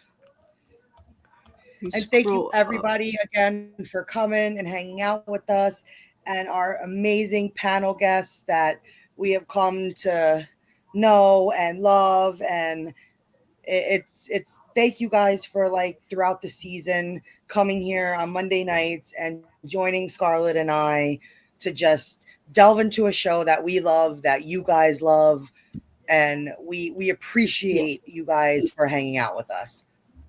Absolutely. Quick question. Yes, Who do Sonny. you guys think was whose body was that in the root cellar that Oh, I don't know. I thought it might have been Christopher or The even man Martin. in yellow. I have no idea, like truly. And there is the picture of the T-shirt, guys. That's awesome. Oh yeah, that's dope. I don't know who that body could have been. I don't know. I forgot to even now mention we're it in my talking video. time walkers, story walkers. I know it's opened it up to all kinds of stuff. So who knows? I don't know. What do you? I have no idea. It could Martin? be Randall. It could be Randall. It could be. If he's another story walker or whatever. Yeah, they said they were keeping Randall. Remember, like you get the ambulance, but we're keeping Randall. Like we never really learned what that meant. But Bitey thinks last cycle Elgin, maybe Arrow, that another was cycle Jade. Another be. cycle. Okay, so another cycle Randall. Okay. Could Yeah, be. like I a mean, past life possible. of somebody that we know. Could be. What about you, James? Who you think that body is? Who you think it is? Christopher may be my first guess, but I mean, it could almost be anybody, like a character we haven't met, you know. Yeah, true. Damn it! That's it. We need a murder board. We need a murder board. We need more than a murder board. Who's gonna volunteer to start stringing up them strings and start like using their house to make this? Because you're gonna need space. You're gonna need lots of space for this big old murder board that we need. You need a couple rooms, Dana. I don't think one room can contain the amount of mystery that this show has given us.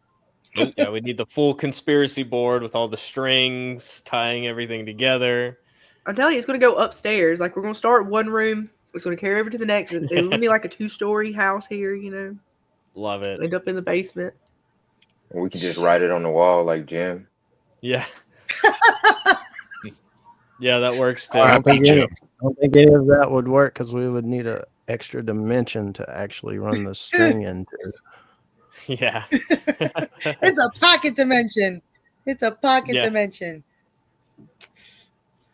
Okay, you ready? Everybody put in those hashtags because we're about to draw for the awesome t-shirt. Indeed. Last chance. Somebody pointed out in the chat there's also the dead guy there's a dead body in the cellar where the birth took place, right? Yeah, that's the one we were talking about. Oh yeah, okay. That's what she was asking who we think that body might be. Yeah, no idea. I don't know. We need. I need to see the shot again, see if there's any clues. I know it's like there'll they be a lot of rewatching. Yeah, there's a lot of rewatchability for sure. All right, guys. Here we're we go. definitely going to be doing a rewatch party at some point. Well, here we go. We ready? Ready. Let's see who is the next lucky winner. T-shirt. Who nailed the mother window shut? Right? Susie Grable! Susie! You are the lucky winner of a t-shirt. Yay! Yes. Congratulations! Oh my God. Shout out to Susie on the finale stream. My blood. Right? You never know what's your going to happen blood here. now, Never know what's going to happen.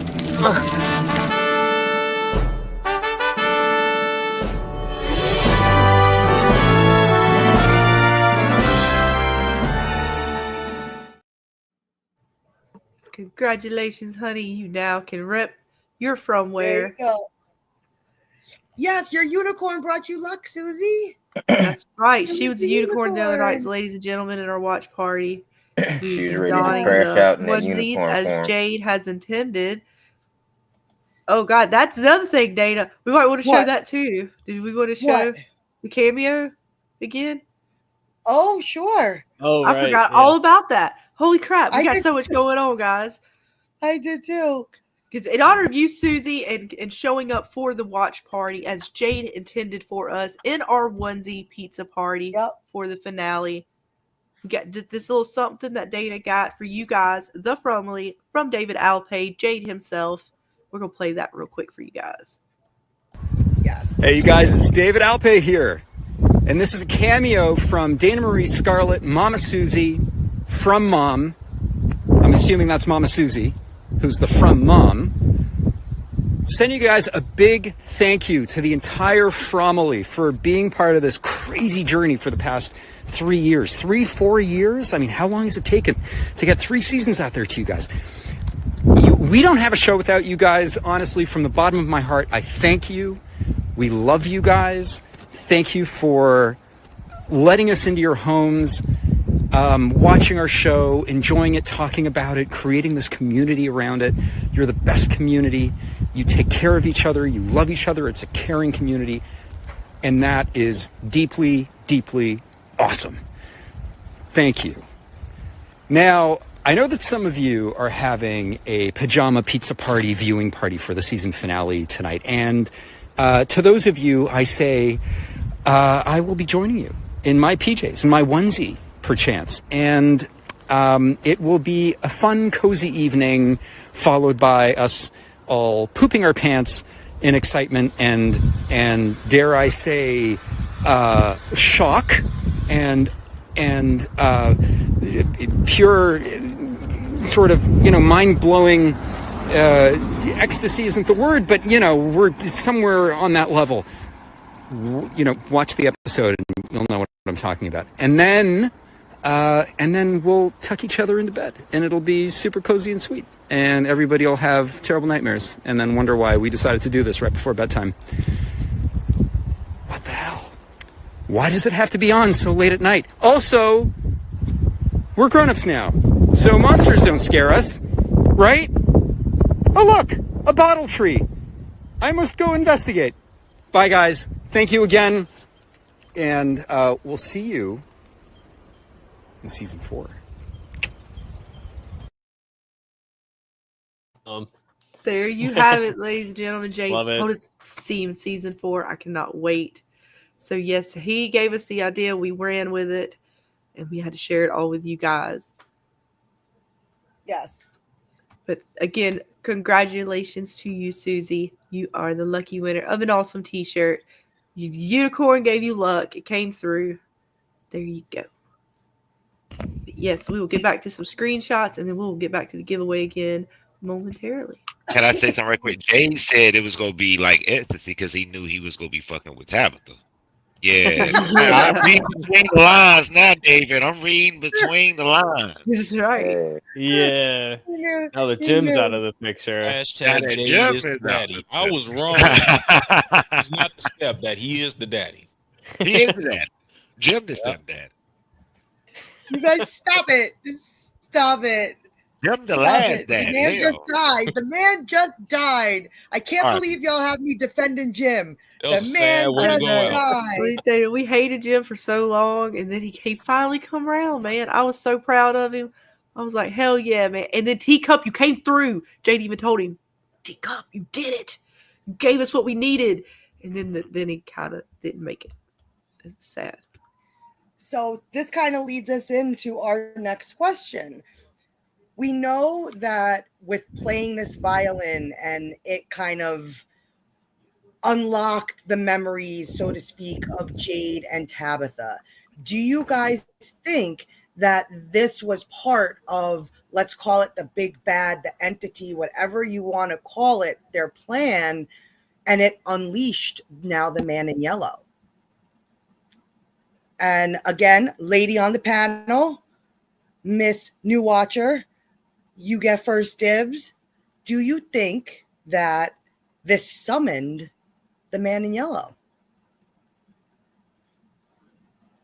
So Candace she just had to step away for a quick second because she's getting ready to travel tomorrow early in the morning. So she's got to get some rest and all of that kind of stuff. It's okay. Well, send her our love. Tell her thank you for joining us tonight. Yes. They said thank you for joining us, Candace, for joining the group. It was nice having another lady Yes. present. Always welcome. So then you could take your wonderful wife's place. Okay, so ask that question again. So, do you think the violin and the music that Jade played unlocked more than just their memories? Do you think it summoned the man in yellow? Yeah, I think it's going to do a lot of different things. I think we saw the man in yellow. He also talked a lot about the rules, which I thought was pretty interesting. He said something about you broke the rules, and it just made me think about what rules could be broken. One of the things that I was kind of thinking as it relates to this man in yellow, because he does seem like a daywalker. He reminded me of Blade, like out in the open, unlike all the other monsters. But it makes me wonder: do the monsters are they playing by rules and decide not to come out in the daytime versus just only coming out at night? Because it takes me back to that scene where Victor was in the caves with Henry, and the monster said, "If you keep bringing your ass down here, Victor, we gonna make you stay." So obviously, they know that he's visiting infrequently down there, a lot. And the other question would be, why did they let Victor do that? Because I was shocked when they kept saying, if you keep coming down here, we're going to make you stay next time. So it's evident that Victor is down there a lot. He's probably down there in the daytime, and the monsters are aware that he's down there in the daytime. So I'm also just wondering what rules were broken when he spoke about that. And I can't wait to see what it is in season 4. Right. And what about you, James? Do you think that the music or whatever they played summoned the man in yellow? I don't know if summoned is the right word. I kind of see it more as what the man in yellow said. You've cracked another clue. You've gained some more knowledge, and that has a cost. And so I don't see maybe I'm taking it wrong, but I don't see the man in yellow or the boy in white as the same thing as the monsters. I think the monsters are maybe the people that sacrifice kids. They started the curse, the whole thing, whatever. The man in yellow is the one they sacrificed it to. He may be the, if you want to call it, the bad entity. And the boy in white could be, another faction that lost, is trying to break the curse. Because that's the question. If they save the kids, what happens? Do the monsters die? It breaks the curse and they're not immortal anymore. But if they're just the tip of the spear, you still got to deal with the man in yellow. So I put the man in yellow and the boy in white on the same level. And I kind of see the kimono lady as maybe a servant to the man in yellow. And he's in control of the monsters. The tip of the spear, who's holding the spear? The man in yellow. That, I don't know. I'm just kind of talking off the top of my head. That's pretty interesting. With the boy in white, why do you think that entity chose to take that form? As a boy, do you think it's to be more innocent looking, or why do you guys think that's the case? Yeah, It's I'm easier kind to of going trust in that the direction. kid, right? Yeah. Well, he took the form when Victor was a kid to be like a friend, right? Very possible. Yeah. I love you, Jay. Because again, my whole. We lose you, We Dana? lose you? Go ahead. Oh, you bleeped out there for a second. Oh, are you still with us? Nope. Smiley, All right, well, Smiley got her. Yeah. When you started talking about the boy in white? Yeah. The boy in white got her. No, my internet is just. Yep, it's one of them nights. Hey, look, mine went down earlier. See, before we JH said started. evil, and my internet didn't like it. My internet didn't like it. Yep. He is evil and No, sassy. go ahead, Brian. What were you gonna say? I don't remember what I was going to say, but I can answer the question. Something I said in my video about this, where, was he summoned? Was the man in yellow summoned by the song?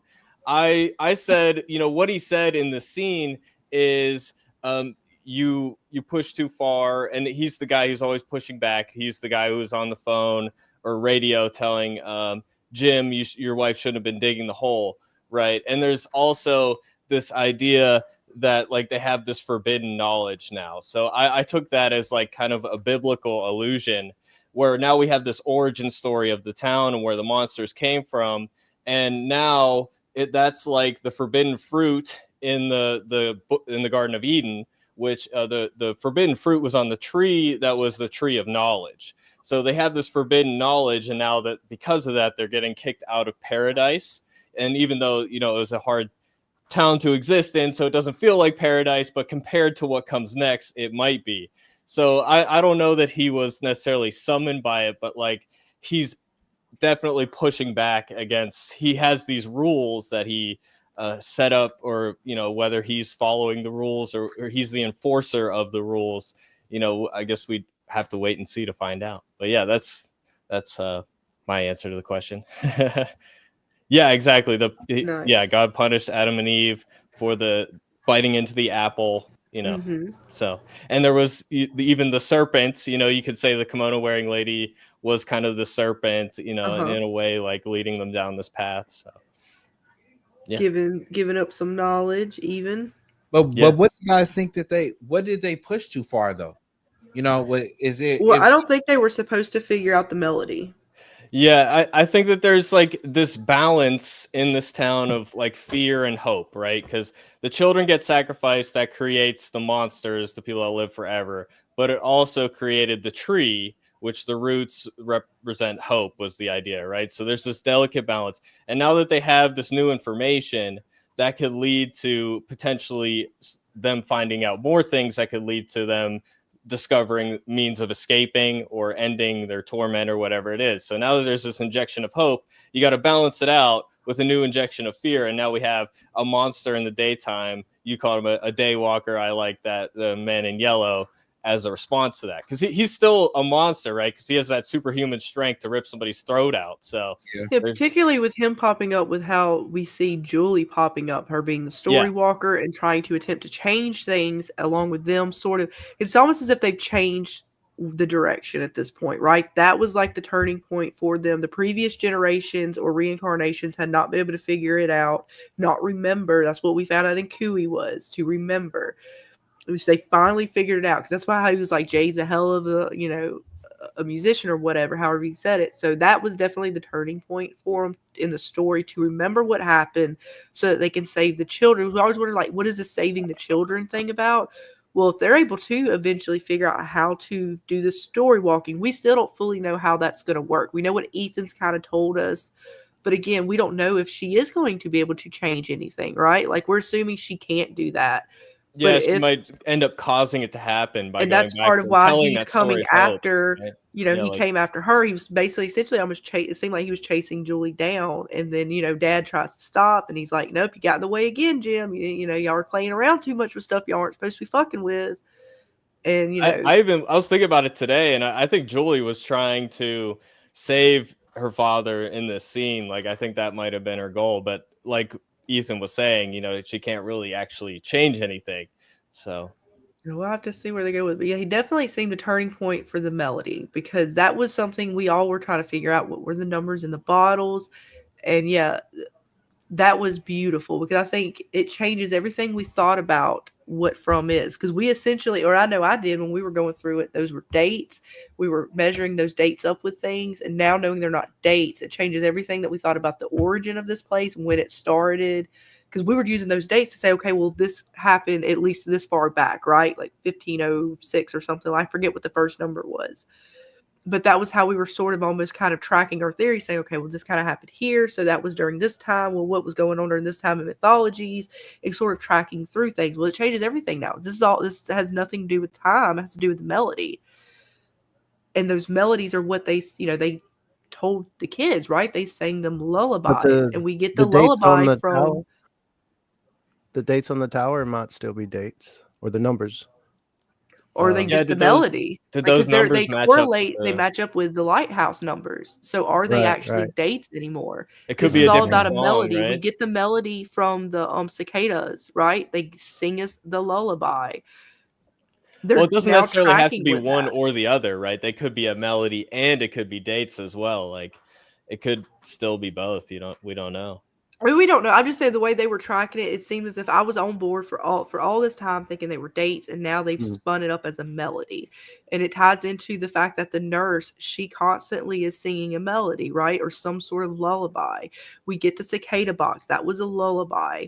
So they're kind of, the fact that now they're even saying we sang lullabies to the children. So if you think of any kind of like lore where you talk about people, spirits and stuff like that, and sort of hauntings, well, that this is all the haunting, and they're giving us the hauntings, and they're starting to give us the pieces of what the hauntings mean.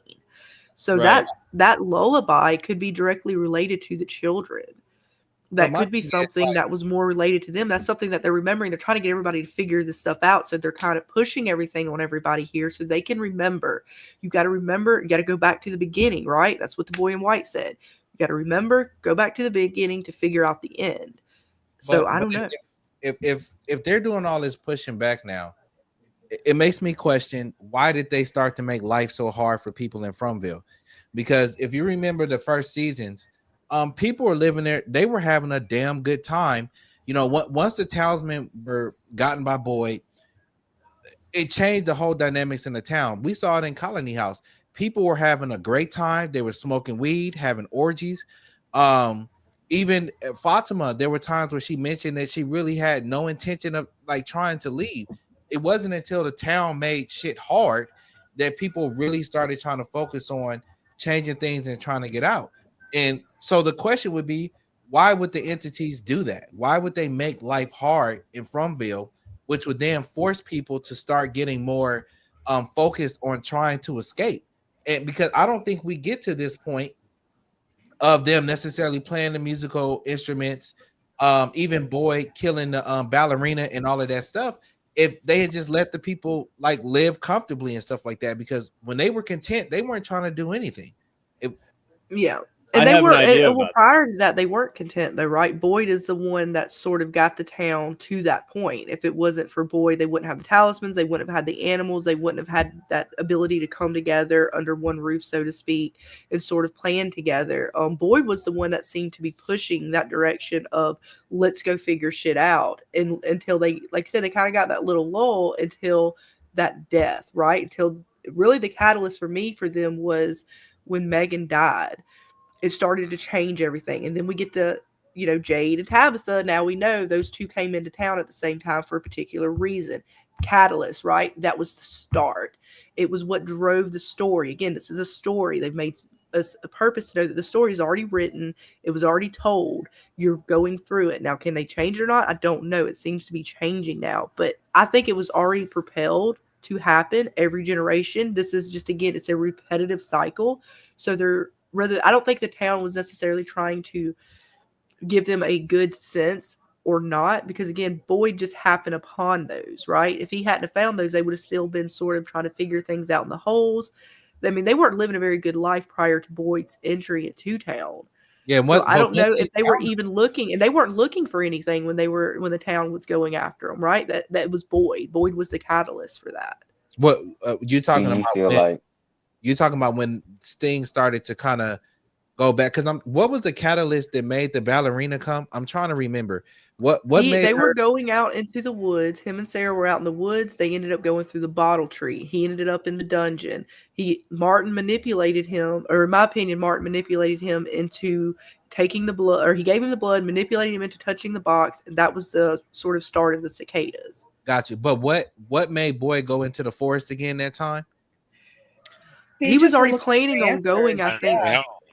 Yeah. Because Boyd has always sort of been gung-ho about trying to save the town since his entry in. What was it? His Parkinson's that kind of made him like ramp it up. I'm trying to remember what was that actual catalyst that made him say, okay, Sarah? I know that Sarah killed someone, and he hit what she told them, because remember Father Cautry as well. Father Cautry told him, Sarah's important. She knows things. He was telling about how Sarah was telling about the voices. And I'm trying to remember what else was involved with that, but that was sort of what, because he knew that the talismans were out there. He's like, what else could we might be able to find something else out there? What else? Because I don't think that he didn't know about the lighthouse until after they got out there. Well, if it wasn't for Cautry telling Boyd what Sarah knew from the voices she heard about the bag and the chocolate, if it wasn't for that, I think that's what drove Boyd into the forest with Sarah. You said say that again. No, Boyd was going to do that regardless. If you remember, Father Cautry went to the police station to tell him. I'm saying, I don't think he would have took Sarah with him. I don't think. Yes, he wouldn't have. He was planning to go alone. He was planning on going alone. So, but I that's do think the Parkinson's kind of pushed him forward because he didn't know how much time he had. Yeah, and I think he wanted to do something before he couldn't. Yeah. Okay. So that was like really the exciting incident for him, right? And it also makes me question. We were talking about it weeks ago on our channel. Like the town seems to heal people quickly, right? We saw Ethan get the thing through his leg. He healed up mighty quickly. We saw Ellis have a damn surgery, like a complete whole surgery, and he's up running around. Jim had a whole damn house fall on him, and he's running around. Why is it that Boyd's condition wasn't fixed or repaired? Because I feel like there's a reason why it came on, but as the town, if I'm a big bad in the town, and I don't know what their goal is, but it's apparent that he was pissed off that they started to figure things out and start to push. They really only started pushing once the town kept pushing them. If Boyd may not have gone into the woods if the Parkinson wasn't acting up. And, so it's just like, what do the monsters really want here? You know what I'm saying? Because one minute, if the goal is for y'all to stay in line and just be terrified all night and follow the damn rules, then don't push the people. But then now you push them, and then now you come out, the man in yellow comes out, and he's like, oh, the hell of a song, you guys are pushing too hard, and now it's a problem. So I'm just wondering, what is it that the town wants from these people at this point? Yeah, I think that's the right question to ask. Well, I think I this had goes wanted back to to the idea of different factions. Oh, sorry. No, you good. I just wanted to say this about the man in yellow before I have forgotten. I Yeah. don't think that the man in yellow has the power to actually enter into town. That's why he connects with Jim before all this occurred. That's why he connected with Jim radio and telephone, or if that was the man in yellow calling the telephone. I don't think that he has the power to actually enter into town, and that's why Jade and Tabitha and Jim were. I think they were lured into the forest. I don't think this was free will. I think the music popped into Jade's head, like he said. They got him into the woods. Then that way, it could activate the man in yellow coming into close proximity to Jim to rip his throat apart. And that's why I say the town is psychological warfare, because you don't know what the town wants. They've sacrificed so many. This hell, they sacrifice a lot of important people. So it's like we gave you so much, but you give us so little back. So that's why I say this town is, it plays with your emotions a whole lot. And I believe some things, they lead you to believe that some things, yeah, you have free will, but everybody has a path. And if you don't follow that path, you possibly could end up like Jim. Possible. Yeah. I tend to think that there's like different factions vying for control and using the people in the town as like pawns in their spiritual warfare. So I think that whatever the man in yellow represents, there's something on the opposite side working against him. So I don't know that the town itself has just one will. I think there's multiple different like things in play there. But I don't know that we've even seen what that is yet. And Sandfire says that's why Julie wanted her dad to go back to town so the man in yellow can't get him. So maybe he's... Yeah, she must have known something else because she was from the future, right? So she must know more. Yeah, and like I said, it pisses me off because Jim is always running away from his family and leaving. And the one time he should have left, he didn't leave. You know what I'm saying? Like, I feel like he was doing that to protect Julie in his mind. They could have ran, bruh. Yeah, I would have been gone. Like like you when you saw that man come over there with them demonic eyes, you've never seen this guy before. And just even the certain things that he was saying, that would have led me to believe that, oh shit, this dude know way too much, something going on here. I need to. I would have loved to have seen. I would have rather have seen Jim try to run, and he ran up and grabbed Jim and got him. But for Jim to like try to attack the dude, when it, like, to me, he looks like, I mean, look how dirty he is and shit. He looked like one of the monsters almost. The monsters look kind of dirty. Like that would have been. He ripped his throat like the monsters too. Yeah, Like, that was an indication to me to start running. And if Jim had ran and the monster grabbed him, I would say, oh well, shit, he tried. But for him to go on he ran like they always tell you, like in self-defense classes and martial arts classes, you engage somebody only when you have to. You know what I'm saying? Because you don't know what that person has. They might have a knife, they may have a gun, and the minute you go from 10 feet and then you approach them and you within 2 feet, you don't know what that interaction is going to look like. And Jim approached him like he had the opportunity to do that. I think I took it as he was trying to get Julie to run. Yeah, and like try to give her time to get away, and it didn't work out like that. And that's me not even being like the biggest Jim lover. Like I was like, damn, Jim tried to stand up for his daughter. He was trying to protect her, like you go, I'll like take this. Like but then you guys her said, ass didn't run either. Neither one of them, like father, like daughter. God. Yeah, like you guys said, what is Jim known for? He's known to run away from his family. I think it was the wrong moment. But this was the moment he chose not to run. Yeah. Was it not smart? Of course. But it was Jim kind of not being the man who ran away, what we knew him to do. And only this time it cost him his life, unfortunately. But what about you, Ray? What do you think about all this? I'm with Baby Clay. I think that the man in yellow has something going on with the town where he can't go in, because just like you mentioned, Julie was telling her father to get back to the town for whatever reason. I don't know why she thought that would protect him. but for whatever reason, that's what she was thinking. And then that's Julie from the future, I'm assuming. Got different haircut, different jacket. Um, Also, I'm curious to see what the man in yellow's intentions are. You were talking about balance and stuff like that. It seems like when they find out something big or when they get a big bit of information, now they get a big bad all of a sudden. Yep. So I wonder how much further that's going to go with the balance thing. If they find out more information, are we going to get a even worse character than the man in yellow? Are we going to get any other colored characters like a woman in red, uh you know what I'm saying, a Yeah. dog in purple? Oh, Like, never know. are we gonna get any other characters? Because we got a boy in white, we got a man in yellow, and I'm wondering if we get any other characters like that. Yeah, I think we probably will. We don't know. What about you? What about you, JH? What do you think about the man in yellow? Like, do you think that maybe if the music didn't summon him, could it I thought the maybe music have summoned set him. him free? I thought the music summoned him. That's how I took it. Or set him Yeah, free. that's how I took it. Jim Yeah. was cooking this episode. That's why he had to eliminate him. He was cooking too much. But I didn't see the point of them putting that little exposition in there as far as what happens if we play the melody, you know.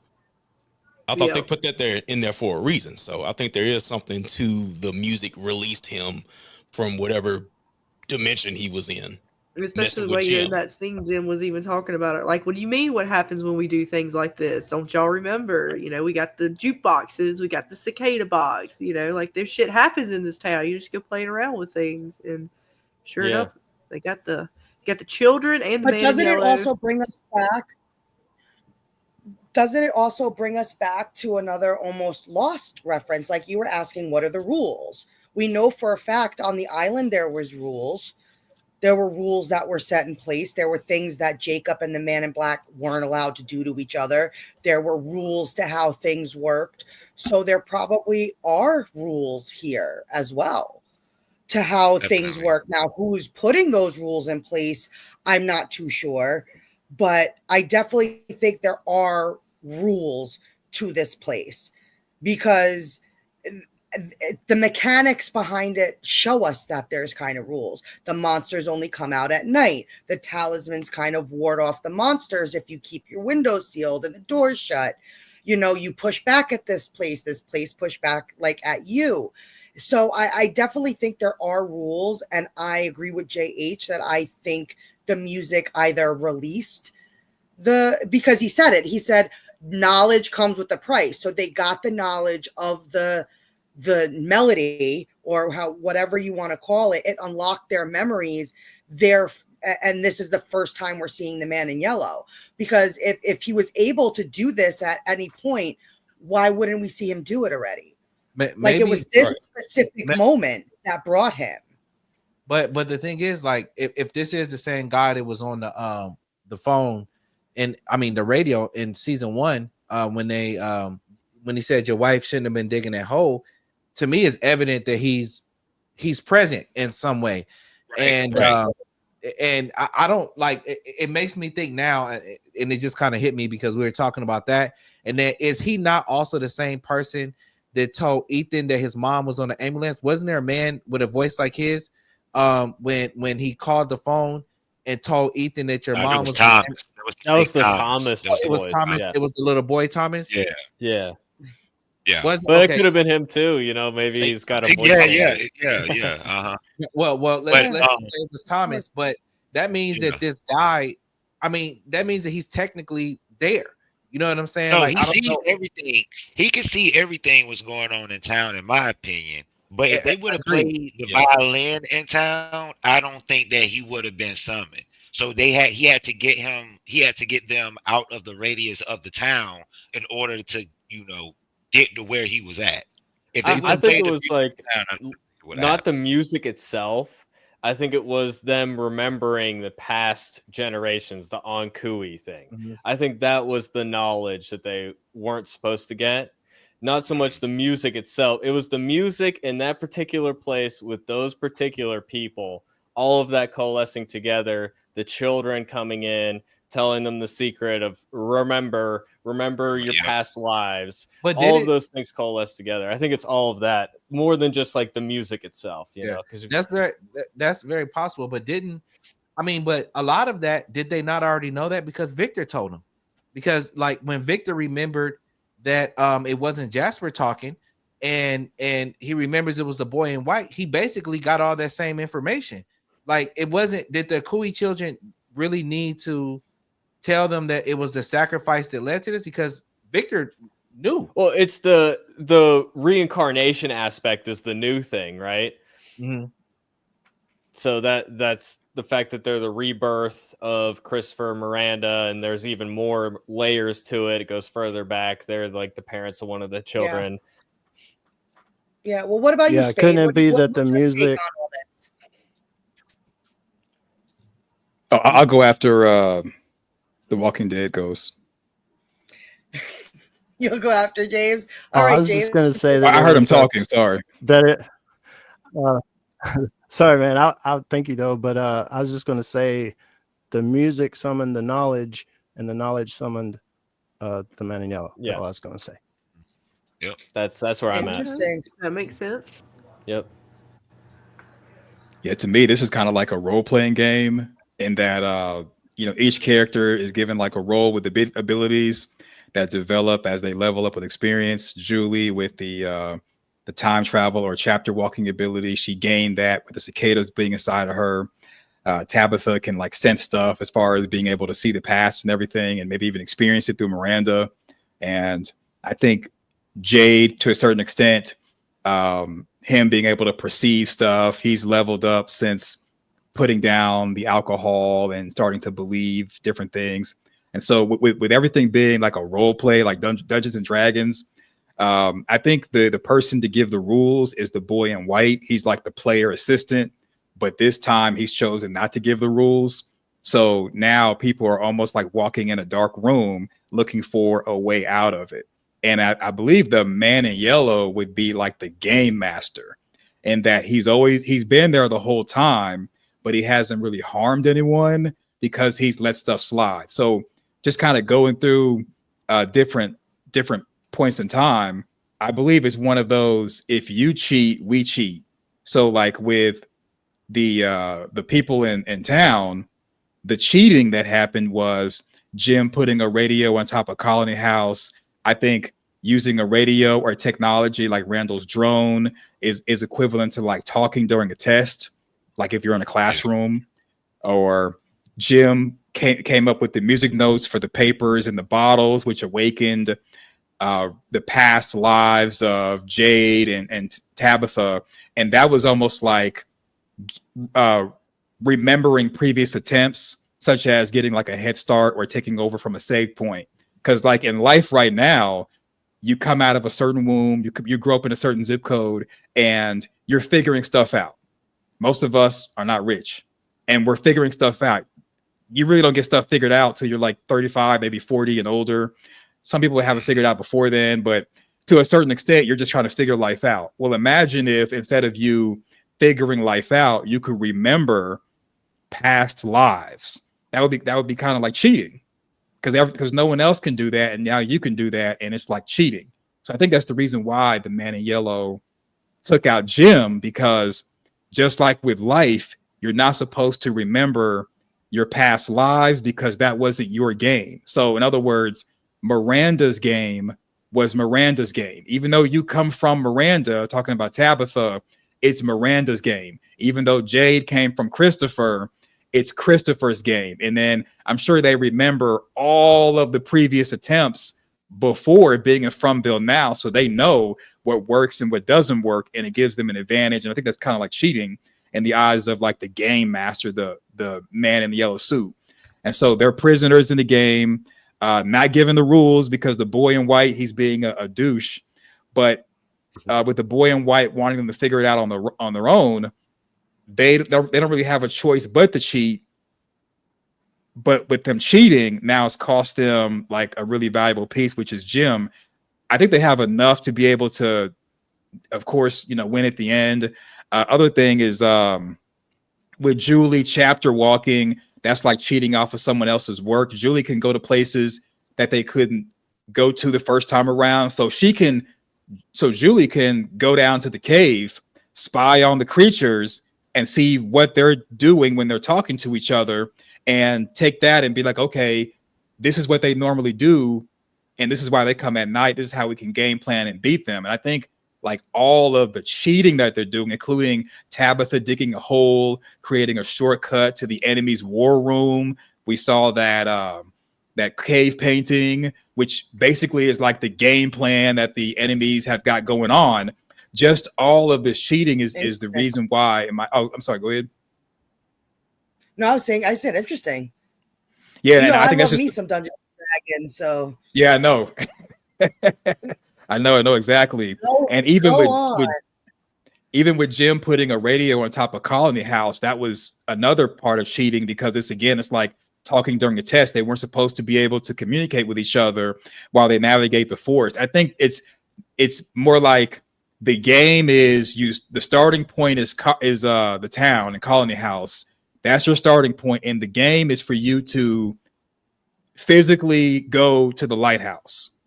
However, there's shortcuts with the faraway trees, but the faraway trees have some way of being used to get you to a shortcut. Maybe they're random, maybe not, but you can use a shortcut, which is normally like in a game, but the shortcut will take you somewhere, and it's like from that shortcut, now you can progress forward on foot. I don't think it's meant for them just to stay at the starting point, which is the town and Colony House. And I think that they have to navigate the forest at night. So during the day, you can rest, but at night, you're supposed to be navigating, which I think that's the reason why the creatures go out at night, which is why I think the boy in white, who I believe is the person to help the players, why the boy in white was telling Christopher to go into the tree to save the children, but also to go at night. And that's what really made Christopher upset. And that's why we see Miranda leaving Victor and Eloise behind to go to this tree to beat this game so that they can be free and won't have to return. Maybe to a certain extent, maybe Miranda did know about past lives, maybe not, but I doubt it. But just the idea of wanting to beat this game and finish is why she went at night. And is one more thing. Got a whole bunch of notes. So another reason why Jim had to go is, so Jim, he mentioned the wires, the electricity to Tabitha, and that's what prompted her to want to dig the hole in the house. Jim came up with the music notes for the papers for Tabitha and for Jay to remember their past attempts, which is like other people saved games. And Jim put the radio on top of Colony House. So Jim has been cheating, but didn't know he was cheating because he wasn't given the rules. And it, like, to kind of go off what you were saying, because we had talked about this a while ago in our video, said, why don't they try at night? And then in particular, when we saw that they had that lake, or that body of water, that is the perfect way to maybe navigate to what you were saying, to this lighthouse, and potentially be safe in some capacity, because you don't have to necessarily, go through this forest necessarily, or you can use the river to get there more quickly. Like, for example, let's say you're traveling in the daytime, it hits the nighttime, you could be in the middle of the water on a raft if you build it good enough. And I don't know if the monsters can swim or would even know if they were out there in the water, but I always thought that traveling either at night would give you a different outcome and a result than in the daytime, because that's why the fucking monsters are out, so that most people in their right mind, they wouldn't go out at night. But I think that they could potentially be given a olive branch, so to speak, by trying to use the water. So like a boat or something like that. I don't know. The reason why I disagree with that is once they're on like water and they're in a river, whatever creatures or monsters are in the water, the people navigating the water are going to be sitting ducks. And then even with traveling at night, you'd have to travel at night with no light so that you decrease the chance of being observed. And to me, your only hope is the same way where Boyd and Sarah were in the tent. I believe that the forest has shifted and moved, them closer to the lighthouse, to me, that's the only way you're going to be able to really physically get close to that without the weather or anything starting to be really, really bad, like Boyd and Sarah experienced when the boy in white told them to go into the faraway tree. So in my opinion, they have to navigate to the lighthouse, and as the weather gets bad, they have to withstand the weather and not turn around, because turning around is like starting over. Yeah, I mean, I think we kind of saying the same thing essentially. Because I would just use the rafting as a tool, because I feel like you can get somewhere faster in the water than, and maybe they go down the river and then they get off and set up a shop or a tent or whatever. But I just don't understand why nobody has tried to do that in the show. Because when we see the water and they see the food, all we've seen them do is gather food. Nobody said, "Hey, have we thought about?" I mean, we see drawings of boats in the caves and stuff. Why has nobody said, "Let's try that"? I don't know. Well, you got to save something for season 4. I think my guess is This was equivalent to awesome, like. but let's get ready to do our next giveaway, Scarlett. Yes, ma'am. So we Just can real do quick though, our- we do have something real quick. We had $5 from Jerry. Oh my gosh, hon, thank you so much for the $5 super chat. Let's see what you got to say. Don't think the man in yellow, the boss, monsters are worker, or the monster workers, kimono supervisor, man in yellow, middle manager, haven't met the boss yet. Oh, could definitely be. We don't know quite how the hierarchy is working, but there's definitely something going on between where the monsters, to the kimono lady, to the man in yellow, to whatever may be on the cave drawings that we do not know what it is just yet. But thank you again, Jerry, for the $5. Got a little something for you. Welcome to the fever dream. Fever, you're on fire. Welcome to the burning desire. I said fever. Join the party. We're burning all through the night. There you are, hon. Thank you again for the $5. And yes, we will dive into the giveaway. Let me bring that up real quick. And let me make sure I have it. It should be ready to start collecting for you guys. Again, hashtag Fromly in all caps. And like before, we'll do 3 talismans and a t-shirt. All right, there it is. It is ready to go, guys. Start typing in hashtag into the chat for your chance. Hashtag Fromly, as it is written up there in all caps, for your chance to win a talisman. Be protected and ready for season 4. We got a lot this episode, though. I'm quite pleased overall of the season, and I'm pleased with the finale. God, there was so much in it. Like, just the amount that we dived into was like, we barely even scratched the surface of this episode, right? Like, we really kind of went heavy in on the man in yellow and stuff like that. But there was so much little things throughout this episode that were just, they were so good. I mean, Randall, we ain't even really talked about Randall yet. Marielle or Christy, or I mean, there's just so much in this episode. But I refuse to talk about Randall. I refuse to talk about Randall. Would you like I was gonna say I have a specific Nothing. He did question for nothing Mr. this episode. J.E. He do not. Man's been plagued with cicadas in his head. I'd be wanting to go clear myself. Did you look? I had the headset on listening to it, and I could just imagine that in your head, like 24/7. I'd be ready to go clear. But hey, JH, how do you feel about that reincarnation? Let's not talk about that. How you feel about that reincarnation? I saw that you had some opinions about the reincarnation aspect. Would you like to share? Tabitha is a person that that was a person. Nailed it. Yeah, she had 4 baby daddies. I got to bring it up. Yep. No, but I just loved. I thought the thumbnail of your video was like F reincarnation. And I was just like, no, he's upset. He's upset. Oh, you didn't like the reincarnation? I mean, it was all right. I don't like the reincarnation storyline. I didn't want it to be reincarnation. Oh. Well, I think it leads to the question of Well, who else is reincarnated. Like, there's got to be more than just those is it, or is two it just parents. that was where I was going to lead into. Do you guys think that now that reincarnation is at play, or a form of it. We don't know if it really is like a soul transfer, a knowledge transfer. We don't know if it's specifically reincarnation. It is something that highly resembles it, because Abby kind of throws a wrench in it a little bit, because she was saying things that sounded like Tabitha when she said, I remember having, or this looks familiar, like a dream I had. Yeah. So I don't know how specific the reincarnation is going to work, but if there is this kind of new thing at play here, could there possibly be others that are also reincarnated or tapping into the energies or souls or memories of other people like Tabitha and Jade? Because now that we've seen what happened to Elgin, could all these one-eyed people that we've been seeing be a form of Elgin, past Elgins?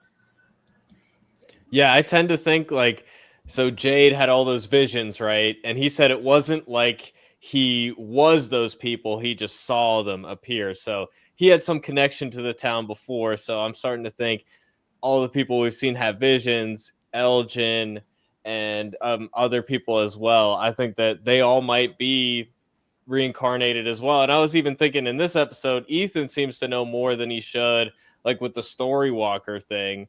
It almost even knows like the rules that going back in time isn't going to actually change anything.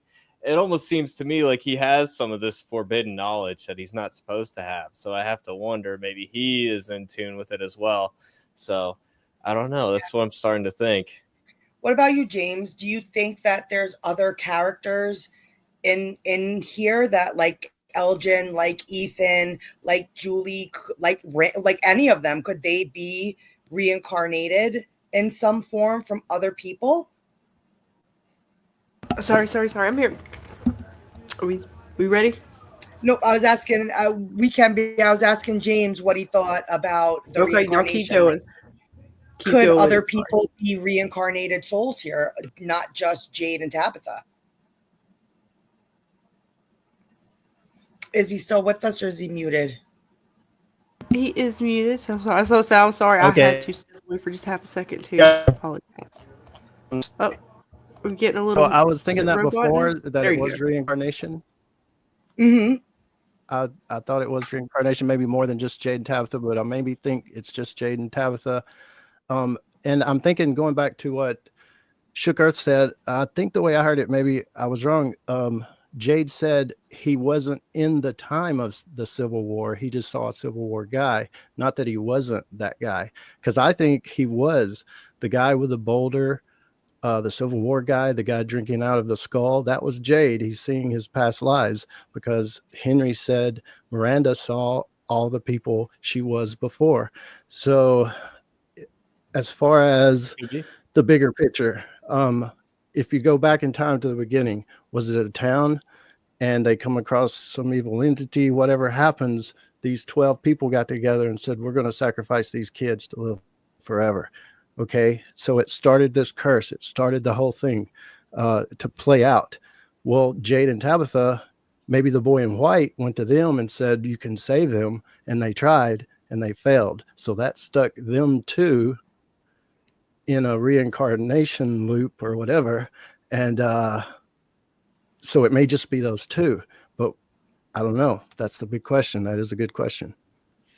So do you think that possibly, since they did attempt to maybe help these kids, that instead of becoming monsters, they were able to be immortal, but just in the way that we're seeing? Yeah, reincarnation and immortality, I think, are two different things in this sense, that the monsters are immortal, and that's why they sacrifice the kids.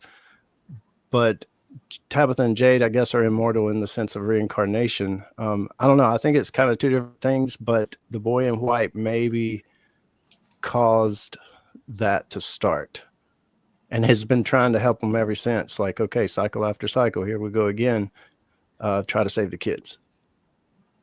Interesting. See what I mean?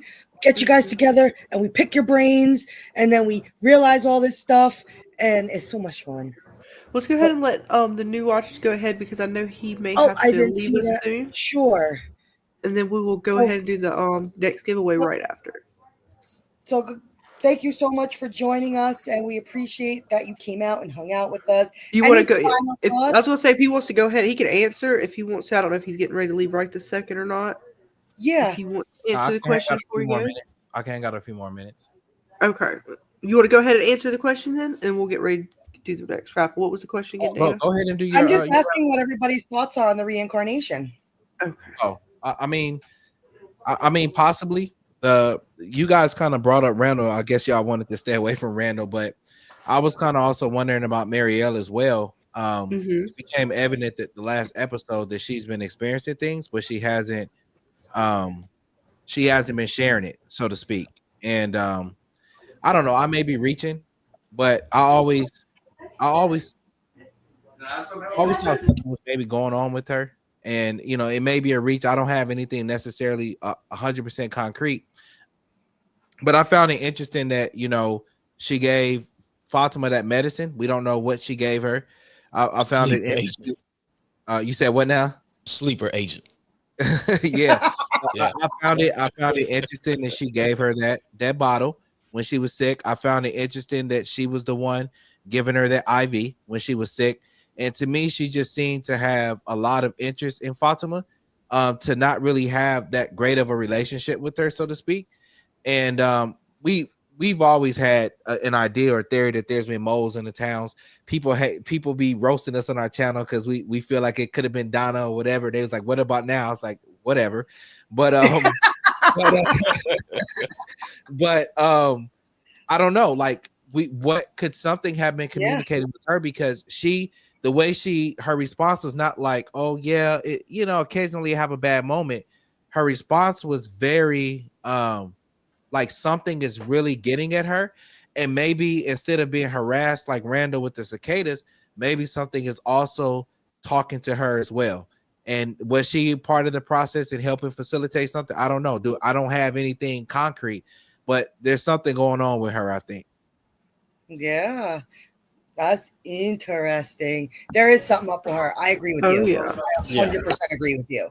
She's not acting like the other two. And even though she's saying no, I something is wrong with me, I think something was unlocked differently in her than from Julie and Randall. Mm-hmm. So I like JH Sleeper Agent. I kind of thought, like, what if something is kind of tapped into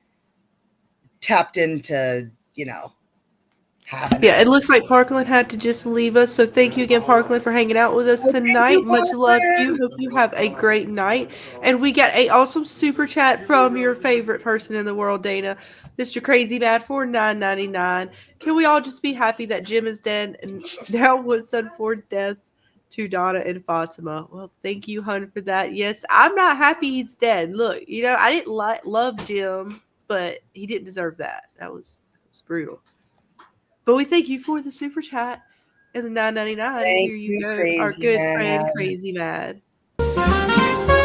Welcome to the fever dream. Fever, you're on fire. Welcome to the burning desire. I said fever. Join the party. We're burning all through the night. Thank you again, hun, for the $9.99 super chat. And thank you again, Parkland Media, for hanging out with us tonight. We will catch you on the next one for sure. Guys, go sub to him if you have not already.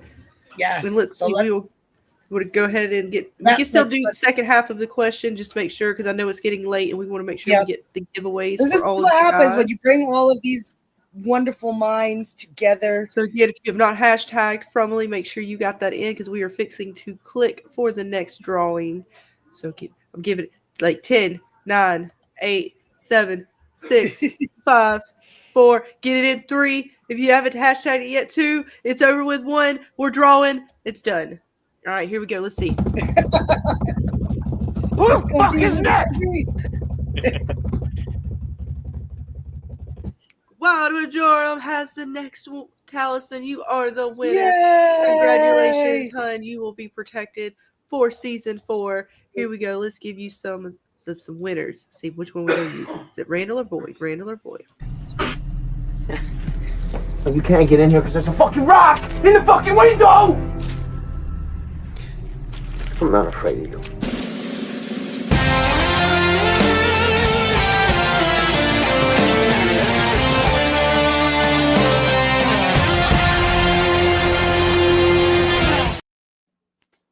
Yes, congratulations again to you, Hunt. Yay. And I'm going to reset that so we can get ready to do it once over Let's again. keep it going, So many keep it going, times. keep it going. So let me get it going, and then you guys get ready to And type Beth, that and if we don't hashtag get in. through all the if we don't get through all the talismans tonight, we will finish them up on Wednesday. So do not like fear if you didn't get one tonight and we weren't able, because I did notice that it's getting late. We will finish off the giveaway on Wednesday during that live stream. There's lots of things to give So away to you it will guys. carry over. That's right. We will We'll not be broken. We will get through. We'll make sure everyone has a chance to be protected for season 4, or at least have something nice to wear. Let everyone know you are We will do a representing the rollover. Brumley. So we're gonna do it Yes. as fast as you can, guys. I'm gonna give this one like another 2 minutes so we can go ahead and get these moving along a little bit faster for you guys, because I know a lot of you guys in the chat too. It's getting late. Everybody's got things going on. It's holiday season. It is what Thanksgiving's coming up. It's right around the corner, literally this week. So I know people have lots going on. Really, Yeah, so anybody Crazy else Matt, have can any you other not- thoughts on the can you not follow reincarnation? directions? Do what? He can't follow directions. Who? Crazy Mad. Oh, he already he hashtagged it in on the last one. You didn't see it through the. Oh, He knows no, what I he's didn't. doing. He knows he's being crazy. It's fine. But yes, so I'm curious, Ray, what are your thoughts on Marielle? You think she's a sleeper agent? Yeah, actually. So I don't know. I think something's wrong with her. And then you brought up the question about whether or not there were other time walkers. I think that there may be some parallels to Lost. We want to bring up Lost again. You had the flashbacks in Lost, which that would be like a time walker flashing back, which it would be Julie. And then you had flash forwards and flash sideways. So I'm looking at it like maybe there's other time walkers, maybe one that can flash forward and another that can flash sideways. So there may be other possibilities of people to have a similar power, but maybe use it in a different way. Okay. And I think that Marielle may be one of those 3 people chained up: Marielle, Julie, and Randall. Okay. So I think that may go further once we get into these upcoming seasons. We'll see. We'll see. We'll see. And again, New Archer, if you are having to dip out, if you're wanting to say goodbye to everybody, you are more than welcome to. Give your chance. Yeah, I just wanted to say thanks to everybody. I enjoyed everybody tonight, and then even a lot of people I see in the chats. People have just commented on random videos. It's been a blast with you all, and it was a pleasure. And hopefully, we can all share contact information at some point. And then tomorrow, just wanted to share that we'll be doing. Are you guys doing a live tomorrow, Scarlett? Are you guys live? No, I don't think we got one tomorrow. No. Yeah, we'll be doing a live tomorrow. We have a group panel tomorrow as well. So I'm incredibly excited about that. So if you guys want to check us out and have another conversation about From, and we got an illustrious panel, so we're gonna have a good time tomorrow. Awesome. So you guys definitely go subscribe to check out all of that fun content. And thank you again, Hun, for joining us. Always appreciated you and your wife. I'll come on anytime you want. Doors always open. We're here. For sure.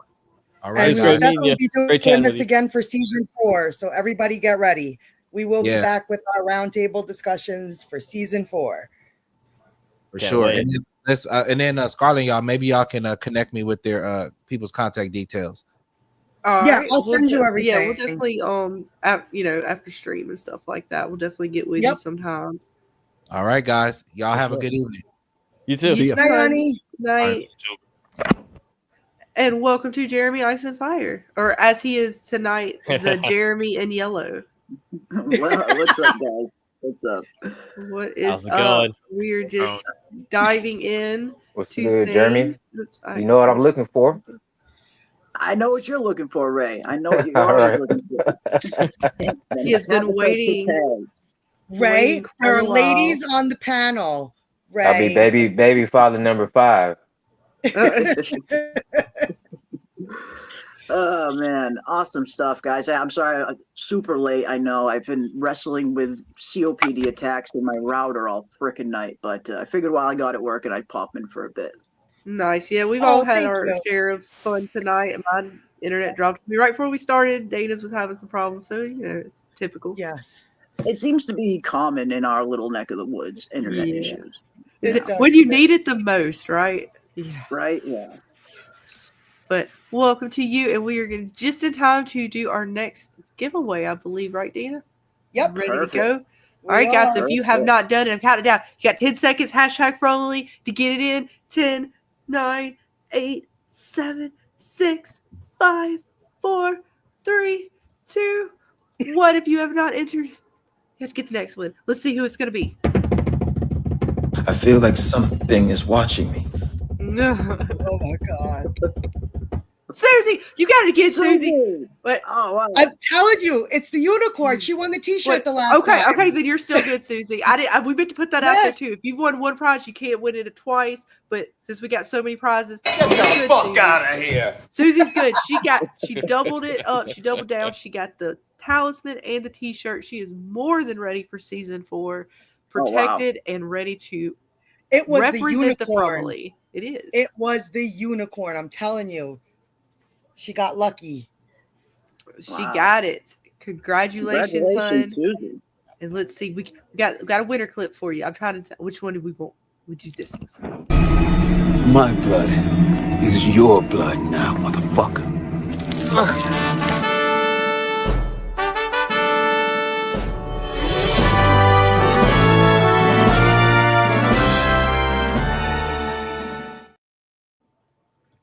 Congratulations again, honey. You are the lucky one. Look, it is not rigged. You can ask Jeremy. This is the most legit way we could do this. It's the right. I do not. I can't cheat it. Susie got a second one? Yes, she got a talisman and a T-shirt. Oh, perfect. I can't cheat it, you know. But now Susie's cut off. She can't win no more tonight. So even if she puts her hashtag in, we'll re-raffle. That's how that works. But she said she can still enter the mystery giveaway.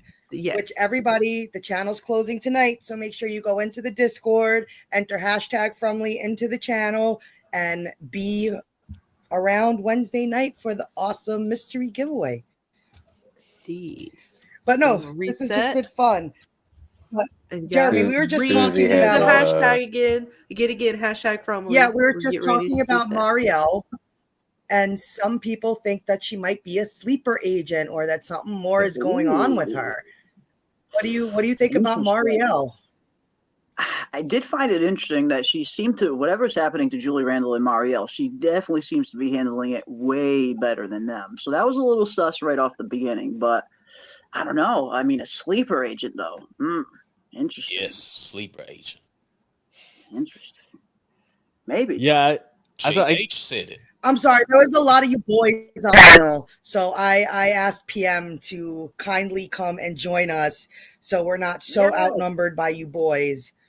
So welcome to the newest Fromly content creator joining us, Miss PM. Thank you so much for coming, and you will be on with us the whole show on Wednesday. So thank you for coming and giving me and Scarlett some more female power. Oh, of course. Thank you for having me. We're just going to take over. I have arrived. The JH review. Hey, can I move to the other side of the screen? Oh, No. Lord. All right, hang on. We rearranged things here. Keep us Lord have mercy. together. Hang on. There. Look, I'll stay between two. Hey. Get the fuck out of here. That's as far as we're going. Some Fromly beef going on. I like it. Well, Crazy's in the chat too, so it's just one of them nights. He better behave. Behave, He has Crazy. to. You better Crazy- I was behave. I was gonna say, it would be very fitting if Crazy Mad won on this channel of all channels, considering the feud you guys have. We'll see. I might no, because then I have to send it. I wouldn't. No. He'd have to be No, really you nice, and can he'd have send to it to him. submit. No, He'd have to just send submit him a and say homemade is the best. You just send them a box of sulfurs and call it a day. There you go. But yes, so what were you saying about Marielle, Jeremy? I don't know about Marielle in terms of her being a sleeper agent. It just kind of stood out to me weird that she seemed to be handling this whole cicada after trauma a lot better than Julie and Randall. I mean, we know that she said that she's feeling them on her, like Randall and Julie were having their experiences. I was really hoping they were going to do something a little more with the whole sight, sound, touch thing that they seem to be playing with there for a little bit, where Randall was only seeing them, Julie was only hearing them, and Mari was feeling them. You know, all the senses kind of converging, but maybe they'll do something more with that in season 4. That definitely seems like the cicada thing obviously isn't over. We got really no resolution to that in this episode, but I did like the one little Easter egg we got when Randall tried to defib his friggin' brain. And if you look on the defibrillator, it's called Maboose, which I think is obviously a reference to Dr. Maboose. Did not notice that. I thought it was interesting that Marielle seemed to have some like extra knowledge in the scene with Julie when she's in the clinic, and she doesn't say anything in that scene except she asked Julie like, "Are you sure that that was all that that happened?" or something like that. Almost like she knew something happened in the threshold, like she had some sort of knowledge that she wasn't supposed to. So Maybe I wonder she knew maybe Julie was lying or something, or Julie wasn't, or she knew Julie experienced something. Maybe. I Maybe even she's been thought sneaking maybe out she there. has a memory when they were chained up. Maybe she remembered seeing an extra Julie hanging around. You know, maybe that was what it was, or Okay. maybe there's some sort of extrasensory perception where she's has knowledge of things that she shouldn't have. So I guess we'll find out in season 4. I'm sure we'll find out more about that. But then that goes back to what James said about the man in yellow stating knowledge, like basically you're in trouble for all the knowledge you have. Do Knowledge you comes think, at a James, cost. that do you think that maybe she has more, that Marielle has more knowledge? Yeah, maybe that's why she's afraid of saying anything. She doesn't want to reveal that about herself. Knowledge comes at a cost. But what about you, James? What do you The think? forbidden fruit. I think let's see, like are they showing us like asking about other reincarnated people and different questions like that? Are they showing us everything that's happening, or will it be revealed? And when we do a rewatch, we're like, oh yeah, that's when that happened. Like, is Marielle a story walker or something like that? Has she been doing stuff? And later on a rewatch, we may realize, oh, that must have been Marielle or something. So I'm wondering if she plays a part like that, like Julie does. So I don't know. I don't think she's a sleeper agent. But that is a very interesting thing once you start thinking about it, like, oh man. And Clara, and you could probably point to several people, but I don't know if there's My girl Clara. any at all. You can't forget about Clara. So if you guys are ready, Dana, we will ready to dive into this next giveaway. Yes. I know they are ready in the chat. They are ready to go. So again, guys, if you had not typed hashtag Frumley again, it's last chance on this one. We got, how many more talismans we got? Where are we at? We got a lot, Dana. We'll do one more set of 3 talismans and a t-shirt after we do the closeout question and we close the stream. All right. So go ahead, guys. Last chance to hashtag Frumley because I'm about to click that button. I see some more coming in. Let's go, guys. Last chance on this drawing. Yep. And while we give everybody their last chance, what about you, Miss PM? What are your thoughts on Marielle? You think there's something more going on with her? Yes, I think that there has to be something more going on. So this brings us actually back to Mr. Eisenfire's Yellow King. Knowledge comes with a cost. Now, what does that mean? The cicada 3, we have seen that their minds have literally been broken. However, now we are starting to see that they have gained some knowledge, powers. In Julie's case, she's a story walker, right? And Marielle and Randall the Menace. We don't know what their powers are yet, but potentially they could also have gained something from the Yeah. experience. The connection between the Yellow King. What does the Yellow King do? He will provide you with the knowledge that you seek, but he will take something from you. And it's usually mental, and it's usually something that you need to feel like yourself. And we are seeing the three of them really change. They are different people than the people that we started with. That's a good point. I mean, even Randall's softening Interesting. up a little bit. He's not. He's starting to lose a little bit of that hard exterior. He was such a hard case when he first arrived here, and he's starting to Oh yeah. lower that at least a little bit. At least with Marielle, like he's really starting to see that get lowered a little bit. Julie clearly went under a rapid transformation from when she first arrived. So no, that's an interesting concept that maybe Marielle and Randall will also develop some sort of extrasensory ability like Julie did. Maybe they just didn't crack that yet. Because see, Randall seems to be scared of it, right? He didn't want any part of the ruins once they got there. He seems to be trying to get rid of whatever it is going on with him. And yeah, Marielle's being real shady about hers. She's been handling it well, surprisingly. Yeah. And So it's we'll have to different see. than the people that we have been privy to them, like being. This is not Randall. This is not the person that we met who is fearless. Now, if we recall, Randall had to sleep in the bus and he was surrounded by monsters every night. He would scream at the monsters and he literally screamed, I am not afraid of you. The Randall that we have now not only is afraid of everything, but is hopeless. He told Jim, teach your daughter how to drive. We're not getting out of here. There's Yep. nothing we can do. That is not the same Randall. No, it's definitely broken him down. I mean, the place breaks everybody down in their own way. And I've always wondered, like, because it seems like it breaks some of them down for the better and some of them for the worse. And it's weird how they do that. Like, because again, what is this place's true purpose for everyone? It seems to have a storyline, but there seems to be something more going on with it. It also breaks people in the form of manipulation. We see how much everybody gets manipulated. And it's almost like it's in the form of we can get you home. Do this and we can get you home. But in the sense of the townsfolk who sacrificed the children, it was for this immortality.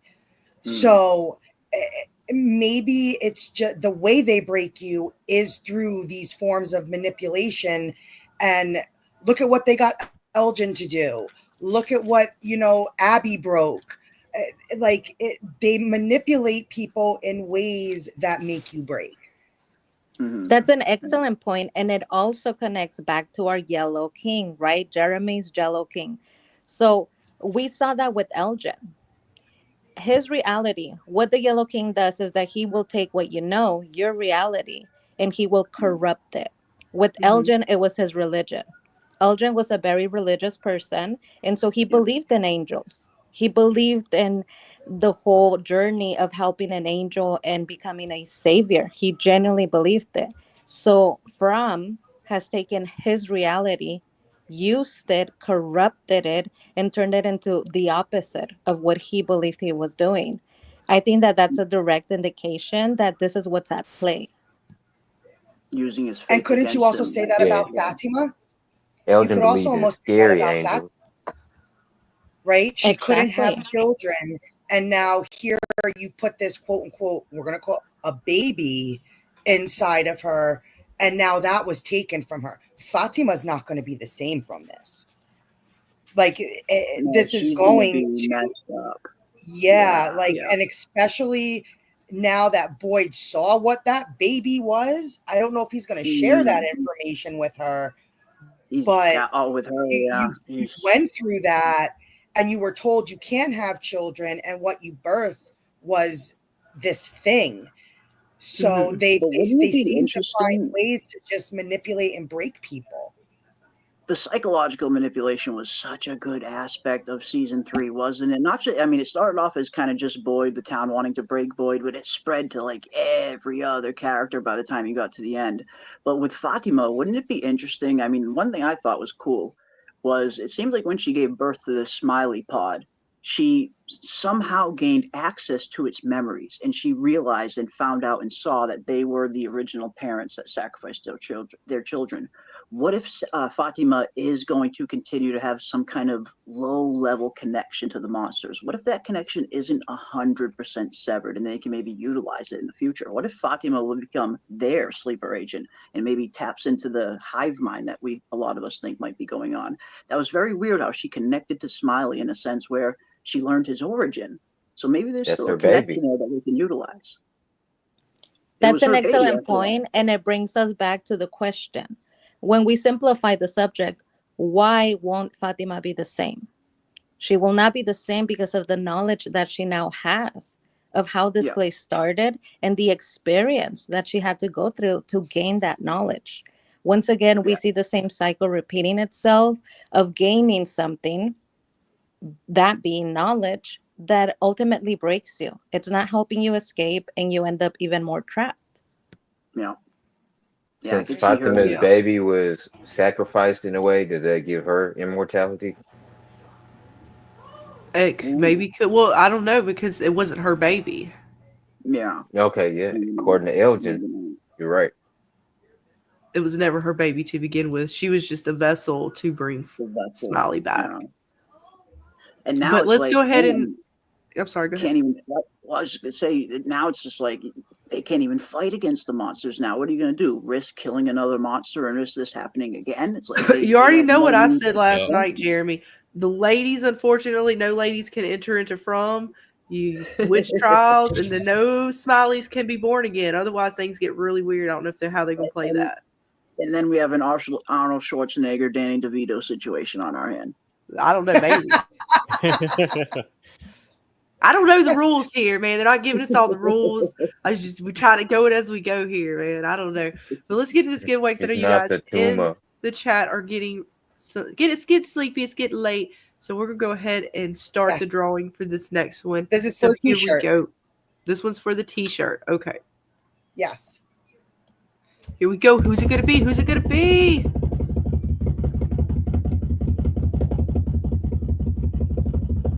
I don't know if they're going to stop. There he goes. Blue, you are the winner. Yay! Congratulations, hun. You can represent the Frumily in an awesome Frumwear t-shirt. Awesome. So here you go, hun. Congrats, Blue. You Congrats. are the winner. Congrats. But you can't get in here because there's a This fucking is rock so fun. in the fucking window! And again, thank you guys. I'm not afraid of you.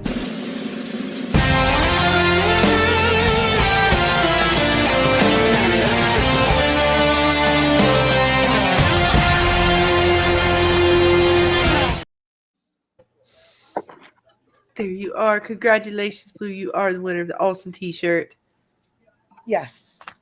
And thank you guys again, everyone who came out, hung out with us all night, all the creators who come on the round tables, everybody. We just say thank you. Thank you. Of course, thank you for having me. Thank y'all. Right. Thank you. Yeah, thank you. Can I be moved next to the JH review before we leave? Oh no! No. Look, I have to play like No. babysitter up in here. Like No. we got all this stuff going on now. I'm having to. God dang. We're soulmates, and he will not accept it. Oh Lord! There's no restraining order yet, is there, JH? Well then, JH, you're very lucky Is there because such PM's thing awesome. as a digital restraining order? Have they invented that yet? I got this. This There might be a talisman past over here. life thing going on here.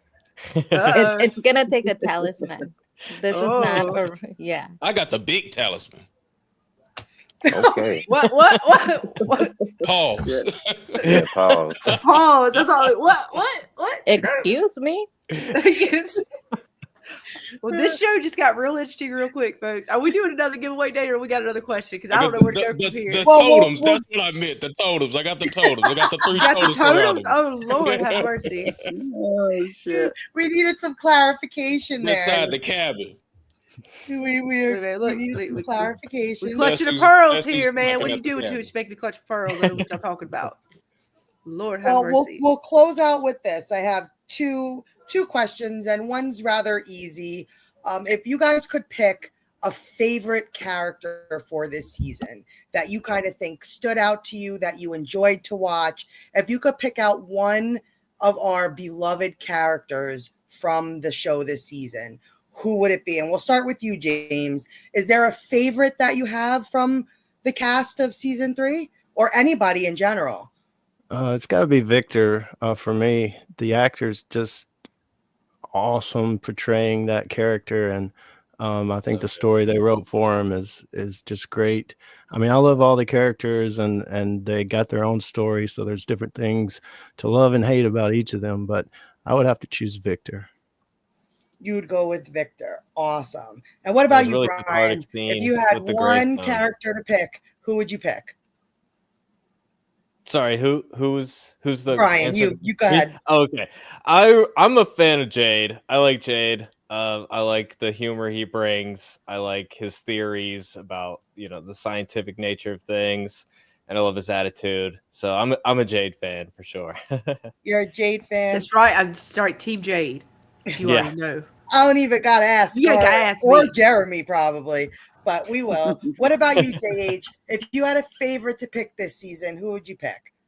Boyd. Boyd. Good answer. Always gonna be Boyd. Even with all the stuff he's done in this episode. Yes, it's a Boyd leadership. Fall in line. So it's like you would have even been Team Boyd even if you dug out Elgin's eyeball, huh? Yes. Just scooped it right out. What about you, Baby Clay? If you had one favorite to pick this season, who would it be? I'm gonna have to say Sarah. Sarah won me over this season. She Yes. saved Julie and Ethan at the beginning of the season. She came through for Boyd and did what Boyd didn't have the heart to do. He started it, but she finished it, and she won me over this season. So I'm gonna have to Look go at with that Sarah. look. There's your girl. Look at that look. She was So look ready. at her. Look at her. Straight She's G, the ready to go badass in. MVP. Like, if you got to give the badass award to anybody, Sarah earned that shit this year. There you go. Definitely. And what about you, Definitely. Ray? If you had one favorite to pick this season, who would it be?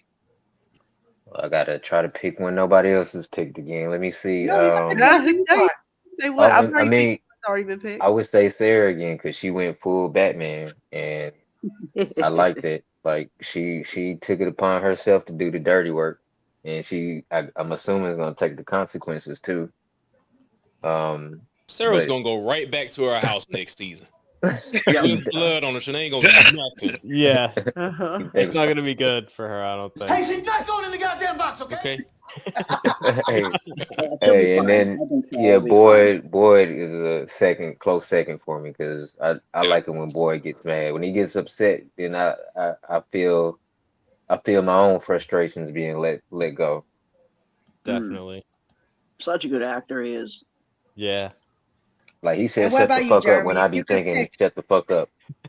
If you could pick Well, a favorite for in situations like this, normally, you know me, it's either Jade or Victor or Boyd sometimes. But I love what how Sarah stood out too. But for me, a character that surprised me this year, a character that I wasn't really a big fan of in season 1 and 2, was Kenny.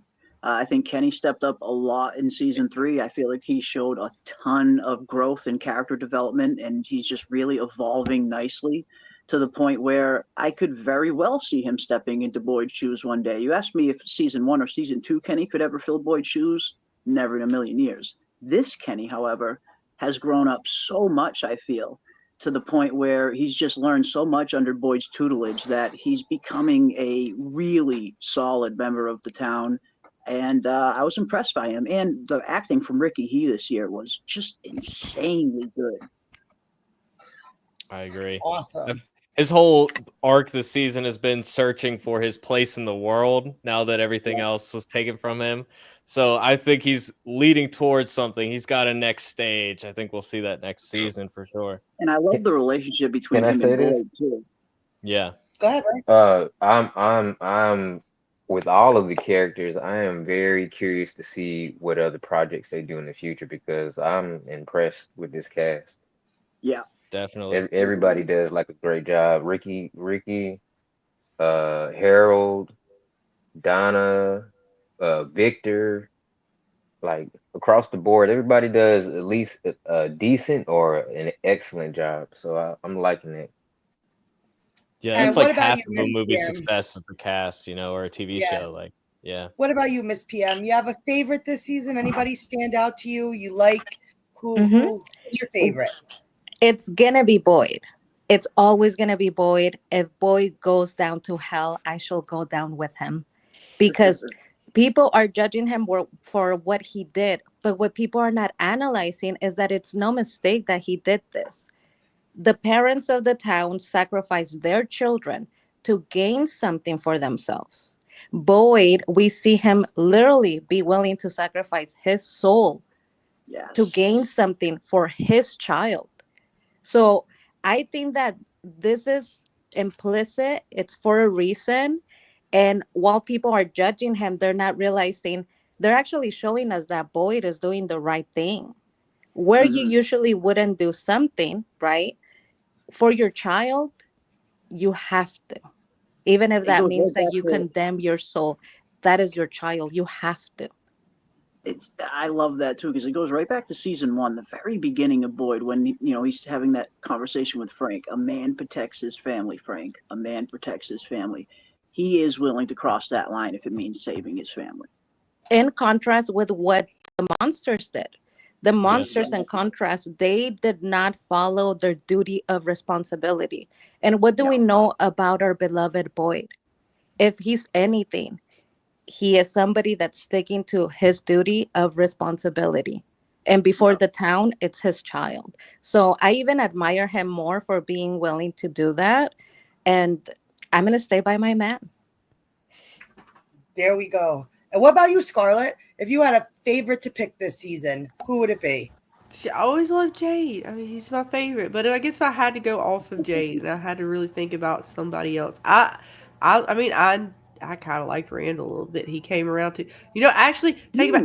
I Okay. like Jim. Jim finally motherfucking came around. He What? worked with What did Jade. I just hear? What? I Look, know. he gave me what I wanted this whole time, I Jeremy. He worked know. with Jade, and they No, I figured love out it. something so I powerful love that the man in yellow had to come down from his fucking perch up there, his lofty little fucking wherever the fuck, and he had to take the man out. So look, I was not a fan of Jim. I didn't like how he did Jade. I didn't like how he did Tabitha and how he talked to people. He got to sit Mhm. down. He got 3 people that had to give him a come to Jesus moment. He realized, he reflected, he even acknowledged to Tabitha what was going on, and then he worked with Jade. It was the most beautiful thing I'd ever seen, like 2 episodes, and then they fucked him over and ripped his throat out. It was good character development. We did see him grow like a ton in those last 2 or 3 episodes alone, where he's finally listening to other people's advice. Yeah, that's a good one. That's a good one, Scarlett. And I- Jim got Sarah that too. cow Whoever treatment. picked Sarah was I'm spot on. I love everybody's picks. I'm gonna have to go with. I was a big fan of Julie this season. I Okay. loved the growth that she had and with what she was dealing with, and the end for me to see what we're possibly going to get from her and the story she's going to go through. I am the most excited to see. I can't wait to see how she navigates being this quote unquote story walker and what we're going to see to bring her here to this moment. Like, I can't wait for what's to come with Julie. Like, she was this little girl who, when she came in, she was rebelling against her parents. She was, she upset about the divorce and everything, trying to take care of her brother, and then the growth she had like this season and her discoveries and what she's potentially going to have to go through. I became a big fan of Julie this season. Awesome. Star says it was the pop. Well, I wasn't gonna just throw that out there, but yeah, she It became mellowed her cool out a bit, I overnight, guess. right? I'd Became the new cool smoke a kid. blunt with her.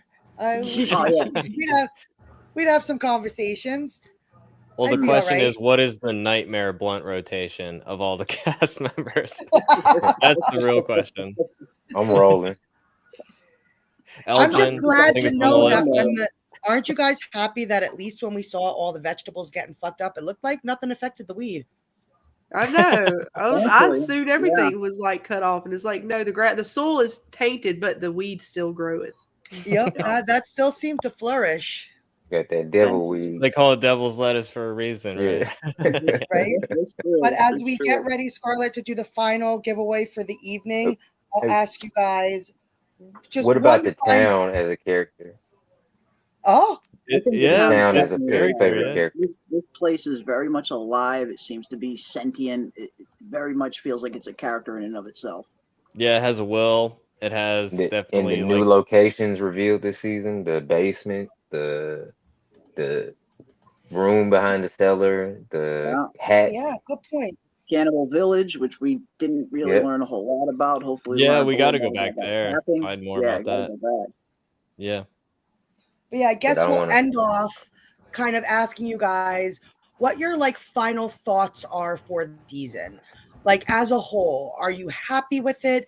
Did you get like good reveals, do you feel, for this final episode? Like what are your final overall feelings and thoughts of the season now that it's come to an end? Now that we've gotten the full 10 episodes, we've been given everything that we're going to get for this season. Are you happy? Do you think we could have been given a little more? You know, what are your overall thoughts? And we'll start with, we'll give it to the other lady in the room, Miss PM. Ladies first. What are your overall like thoughts of this season? Thank you. Yes, I am a lady. So, do you hear that, JH? That's right. I didn't say anything. I love to right. troll him. I love it. And he loves it too. Look at his smile. But my thoughts are I love the show. I take what I can get. I literally say I worship at the altar of From. They can do no wrong, even though I will criticize it. Overall, it was amazing. The season finale was great. Um, we all have ideas of what we would like them to do, but at this point, I'm really happy where the direction that they're going in, and I would say 100%, like 5 stars. It was great. What was your favorite reveal of this episode? Favorite reveal of it has to be the Men in Yellow, which to me that's our Yellow King. You can't tell me otherwise. Um, I'm putting kind of a lot of hope in there that he follows through. But that it has to be that. Awesome. Yeah, there's something to that symbolism for sure. Yeah. Yeah, I think you're onto something with that. I'm just And thinking of what True about- Detective now. Yeah. What about you, Brian? Like, what are your overall thoughts and feelings? Was this season everything you hoped it was? And what was your favorite reveal? Well, this is my favorite show right now. Absolutely. I've loved this season. I think the writing gets better every season. The characters and the actors really are more at home in their roles than ever. And the dialogue is particularly strong this season, the character arcs. So I'm really loving this show. I don't really have any like major notes on things I wish were better or anything like that. I think they gave us a good steady flow of information without telling us too much, keeping some mysteries alive. So we're talking about it. So I'm just in love with the show. I have no complaints whatsoever. My favorite reveal, I mean, there's a lot. I mean, the children on Kui, I think the origin story kind of thing, and the cliffhanger we end with, the time travel. I mean, I don't know that I can just nail down one particular thing. I think there's a lot of juicy stuff there. So I don't know. Awesome. I love it. And what about you, James? What are your overall thoughts of this season? And I'm curious because you're coming off of a beast of like The Walking Dead.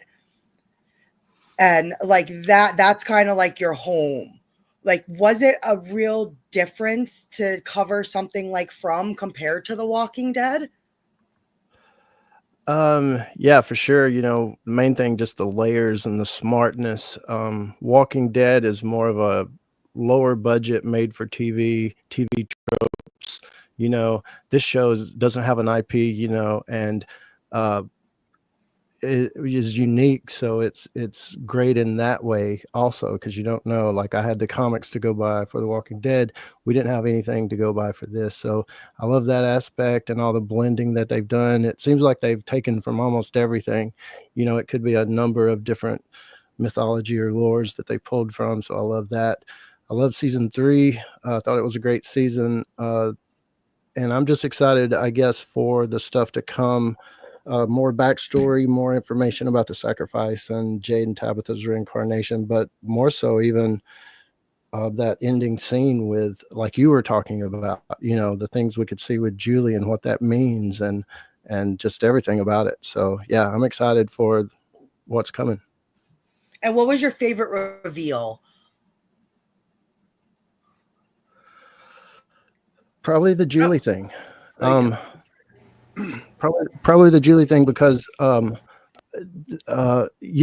when Jade said someone told them a story of hope, I'm wondering who was that, who could it be? And it seems like it's maybe Ethan, and that answers the question. They told us the ending back at the beginning in the RV when they were telling that story. That was the story of hope, and so that may be what the whole show is built on.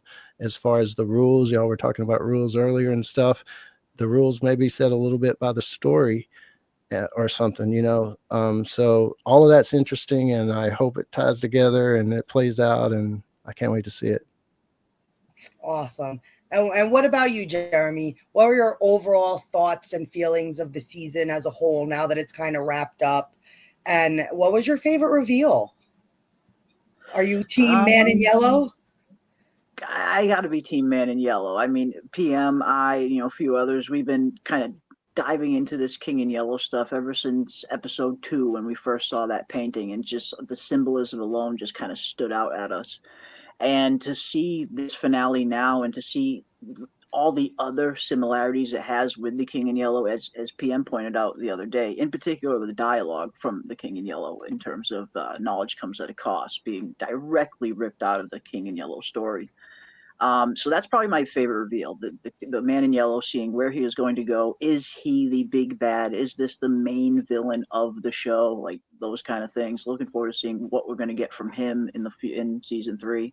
But overall, the season was just great. I mean, you guys know me. I've been saying for a while, I'm not a big rush to get answers personally. Like with these mystery box style of storytelling, the answers come when the answers come. For me, it's more about the journey the characters are going on. I love the mystery aspect. Don't get me wrong. I do want answers. But seeing the journey that these actual characters are going on, that's the most important part, or my favorite part of From. Seeing how they grow, seeing where they are at the beginning of the season to where they are at the end of the season. And of course, I mean, the performance of Scott McCord, seeing that guy perform day in and day out, every single episode, seeing this character of Victor that he has managed to craft in body and mind and everything. He just embodies this character so much, down to the dialogue, to his facial expressions, his body language, even to the little mannerisms that he does. He engulfs this character. So the acting is phenomenal. It always stands out, but I am really looking forward to seeing where these individual characters are going to go going forward. And, hopefully the answers come as the journey continues to unfold. But I'm much more invested in the characters than the mystery at this point. So looking forward to seeing all of it. Awesome. And what about you, JH? What are your overall thoughts of the season? And, are you happy with it? Did it, give you what you wanted? And what was your favorite reveal? Yeah, this finale definitely gave me what I needed. I don't need all the answers, but I think we answered the ones that were pestering us for the past 3 seasons. Who threw the rope? We know who threw the rope. Reincarnation, unfortunately.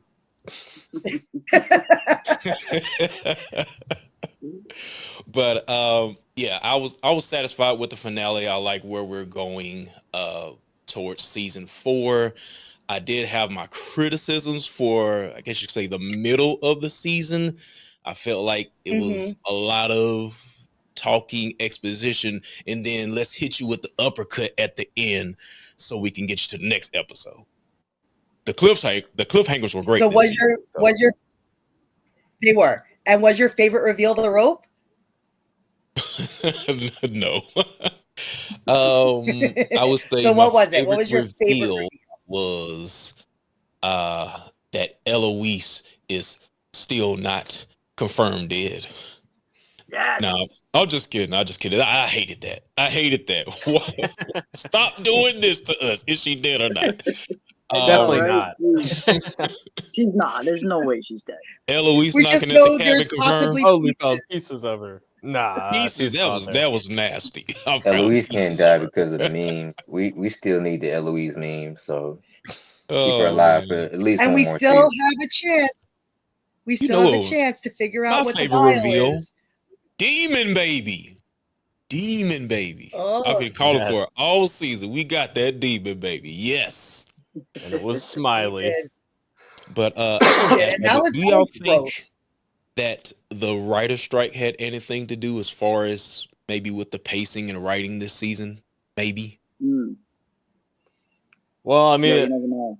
in theory, they had like more time to work on it because like when the strike was on, they could just be working, by themselves. But maybe they might have even had less time because they, could only work when they could get the whole writers' room together. So who knows? Yeah. I think I filming was a big definitely think challenge season for 4 will them. be better. And I think that's why they're waiting to jump right into filming. I think it looked like season 3 filming was a really big challenge for them, filming in a Yeah. Nova Scotia winter. And I don't think they want to do that again. Maybe. And we It worked still for have the time story to though, get having the answer to winter vial setting. page. It works perfect for the story Yeah. with the cold coming in and the snow and all that. But from some of the reports we got from set, they got shut down all the time. They couldn't film. It was just really tough for them. So I imagine it's probably not something they're going to want to go through again. Yeah, I've worked on some sets in the winter. It's a hard time. I imagine. Do you Yeah. want us to I go don't ahead know. and do this next giveaway, Dana? I know some folks in the chat are starting to fall asleep on us, and I do not want them to miss out Yes. on their opportunity. Sure. So we're And then gonna we'll get ready finish up to and ask draw Baby this Clay and Ray their thoughts. because we got what 4 items. Yep. How many? Okay, so yeah, let's go ahead and get this one going for you guys.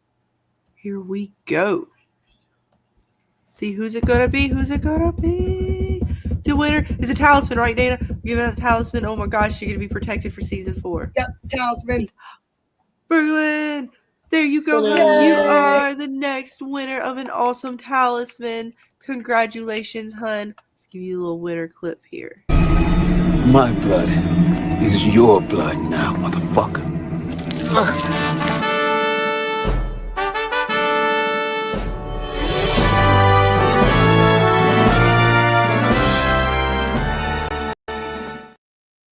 So congratulations, hun. You were the next winner. And we'll go ahead and get this next one started up. So again, guys, hashtag Frumley for your chance to win one of the last items of the night.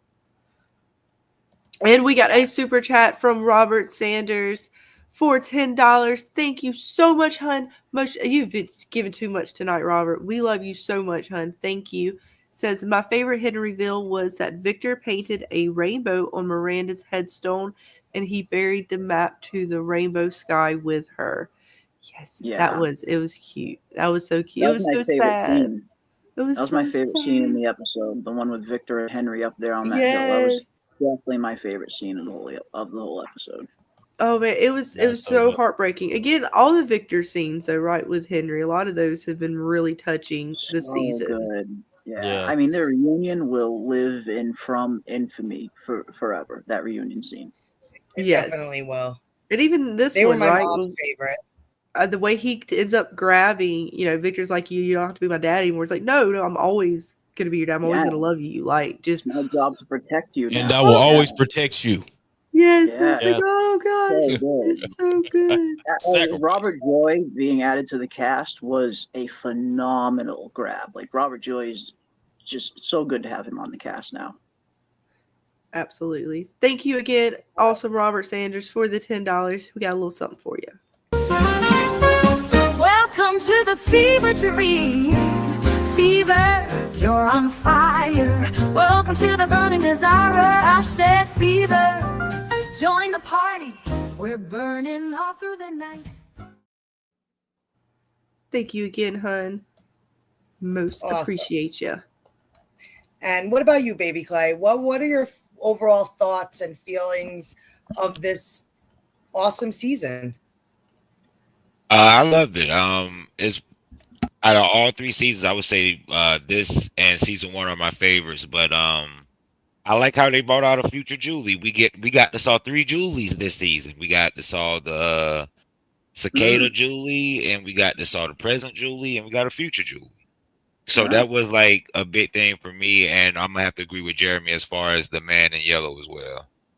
Like I think that was a because that was something sort of new to me because I wasn't into Lovecraftian, mythos or whatnot. But ever since I started listening to Jeremy, it kind of made sense. So I'm gonna have to go with that as well. But I love this season. It answered some questions and left some out. So I think the pacing was good. And like I said, I'm ready for I'm excited for the reveal because the build up was crazy. So yeah, I love this season. Awesome. And what about you, Ray? What were your overall thoughts of this awesome season? So I think it was a good season. If I had to rank it, like all 3 seasons, I say season 1, season 3, then season 2. When I look at it like that, it seems like the pacing was really good, except for like a couple of episodes. I think we get 10 episodes. So I want to say maybe 2 episodes were kind of off and slow, but the rest of them were kind of engaging. Yeah, character development, some questions answered, new questions arise. Um, when I want, if I gave it a ranking, I give it like an 8, like a solid 8. It was a good episode. Oh, excuse me, a good season, and it gives you something to look forward to. Awesome. All right. Nice. Let's go. Who's the next talisman winner? Here we go. Let's see. We get ready to draw. We got just like 2 more after this, I think. So we got to get them in, guys, while we can. So here we go. Who's it gonna be? I don't know. Oh my gosh, it's so exciting. Who's gonna be the next winner? It is. Oh, we got to say winner. Oh wait. Well, I think did you already win one? If you already won one, we're gonna redraw. She already won a talisman. Yep. All right, so we're gonna have to redraw that again. Cannot have double winners tonight. Sorry, guys. Want to make sure everybody gets a fair chance. Let's see who gets it. Let's see who gets it. Oh my goodness. Oh my goodness. Who's it gonna be? Where's it gonna stop? Doc Hayes is our next official winner. Congratulations, hon. Yay. You are the next winner. Congratulations. Let's see what we got. We got. I got to scroll back up to the other things. The things, Dana, we got so many things. Okay, here we go. I know. And then now we'll do You can't get in here because there's a fucking rock in the fucking window! I'm not afraid of you.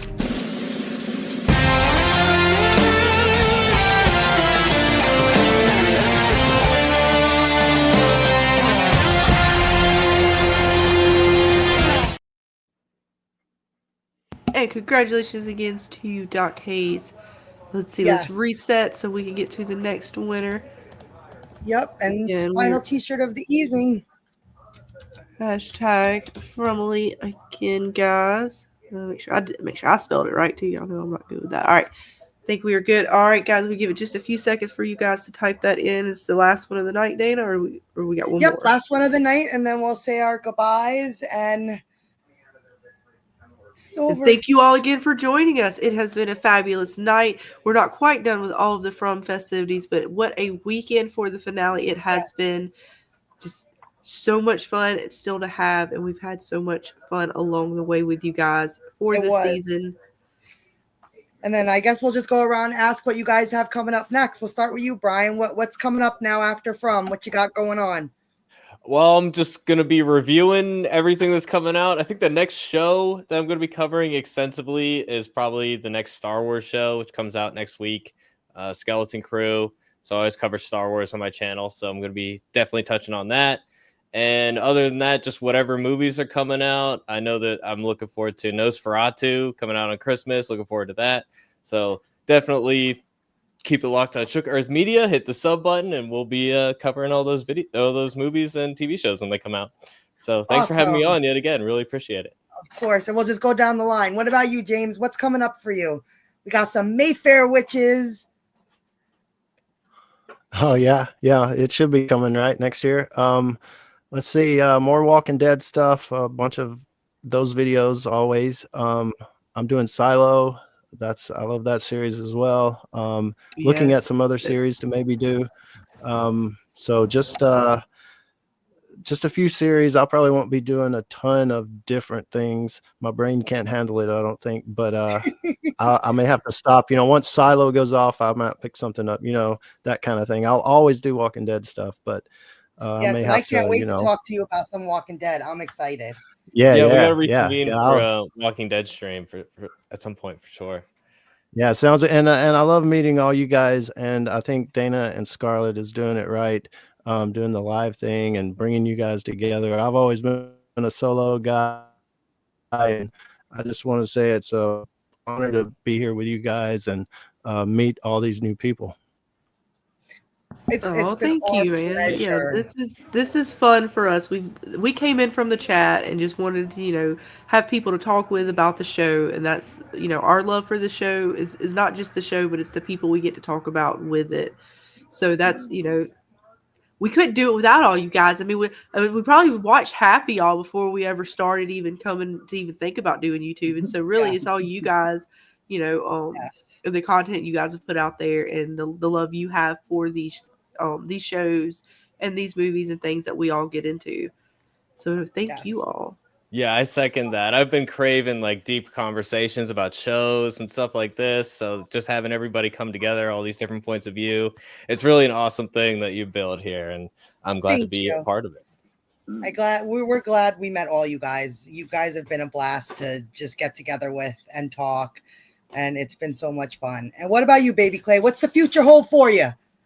I ain't gonna lie. I think I'm gonna watch a little bit of Severance, because I haven't watched it before. So I think I'm gonna watch that before season 2 comes out, and maybe cover a little of that. And like everyone else says, I appreciate y'all for having me on, and building up on from theories is never thought I would be doing it, but because of y'all, I'm doing it, and I'm meeting a whole lot of great people with chill vibes. So. That's about it for me. I'm gonna watch a little Severance and chill out till 2026. Nice. Awesome. And what about you, Mr. Jeremy? What does the future hold for you? Geez. We are going to be starting our From rewatch like we do every year, diving all the way back in from season 1, episode 1, seeing what new clues we can pick up on now that we have a little more context. Yellow Jackets is going to be coming on in the beginning of the year. We're definitely going to be diving pretty deep into that. We're doing some Dune Prophecy stuff right now. We are going to be probably doing some Silo stuff, getting a lot of requests for Severance as well. So yeah, we're probably going to be diving into a little bit of everything here. And obviously the Song of Ice and Fire videos, those will always be steady. Of course. Nice. Awesome. Good We stuff. got a new spinoff next year, right? Don't we? Yes. Yeah, we have the Night of the Seven Kingdoms coming in the spring. Yeah, I'm looking forward to that for sure. Should be good. And what about you, Mr. JH? Yes. What's the future hold for you? Let us know. Let us know. The ladies want to know. PM wants to know. PM wants to know. I don't want to know. I don't even know this man. No, PM. You don't know him anymore? Oh no. Never met him. I've never met him in my life. In a past life. In a past life. You had a live up today, and I was in the chat waiting. Hey, excuse me. I was so disappointed. He who is without sin throw the first stone. Tell me you've never made a mistake. How dare you call me out? I've never made a we are mistake. enemies now, JH. You have made an enemy of me. I was so hurt. I was like, I'm ready for PM. It's not like you've never been stood up before, okay? Damn. How you know? She owned it, man. She investigates things. She knows. But you can't get it past her. Did you stand me up in a past life? Probably. Trash. Oh shit. So what are you gonna do in that trash? As far as what I have coming up. All right. Of course, watchers will be on tomorrow at 9, I think I'm a part of that panel. So that will be my third live of the week. Nice. And then right now, I believe it's going to be Friday. I got to get some things together with my co-host for that night. I'm going to be bringing Super Chat games back. If y'all watched my finale review of last year, we're going to be taking shots. We're going to be talking some From. It's going to be fun. Nice. It's going to be fun. And then I'm planning the From Awards. That's all I can tell you right now. It's going to take a while. Oh, you're doing them too? Because we're doing the Frommies as well. We might have to compare notes here because I got like 20 questions. Look, we already got questions. I'm creating a channel. Look, damn it. No, I present it as an actual award show. Oh, it's gonna be okay. a lot. It's gonna be a lot of green screen work. Yeah, because we got like the most memorable death, and guess who's on that list? Jim. The cow. Yeah, it got to be Jim now. Got to be Jim. Jim. Yeah, I got to add Jim on there. Throat snatch. He wasn't on there, but he's got to be added now. Because we had, we got Tilly on there and Nikki, and then the cow. The cow, I think, is going to win the award. Milkman what about Dale in the pool? That was pretty memorable. I can guarantee you that Milkman will get an award. The impact of Khatri's death, the way it was played out, the acting, I don't think anything will ever top that. Well, I think we're doing just season 3. Ah, okay. Then So you got you the like- cow. Then you're right. The cow's the one. It's the cow. Because Not that even was Tian real. Chen doesn't even get a mention. She's in there too. Look, Oh, hang on. I got to find my list. I was trying to go through my notes. Dang, I was ill prepared. You get to see what happened to the cow, so it makes it a little more memorable when you actually see the throat getting ripped out, as opposed to just the aftermath.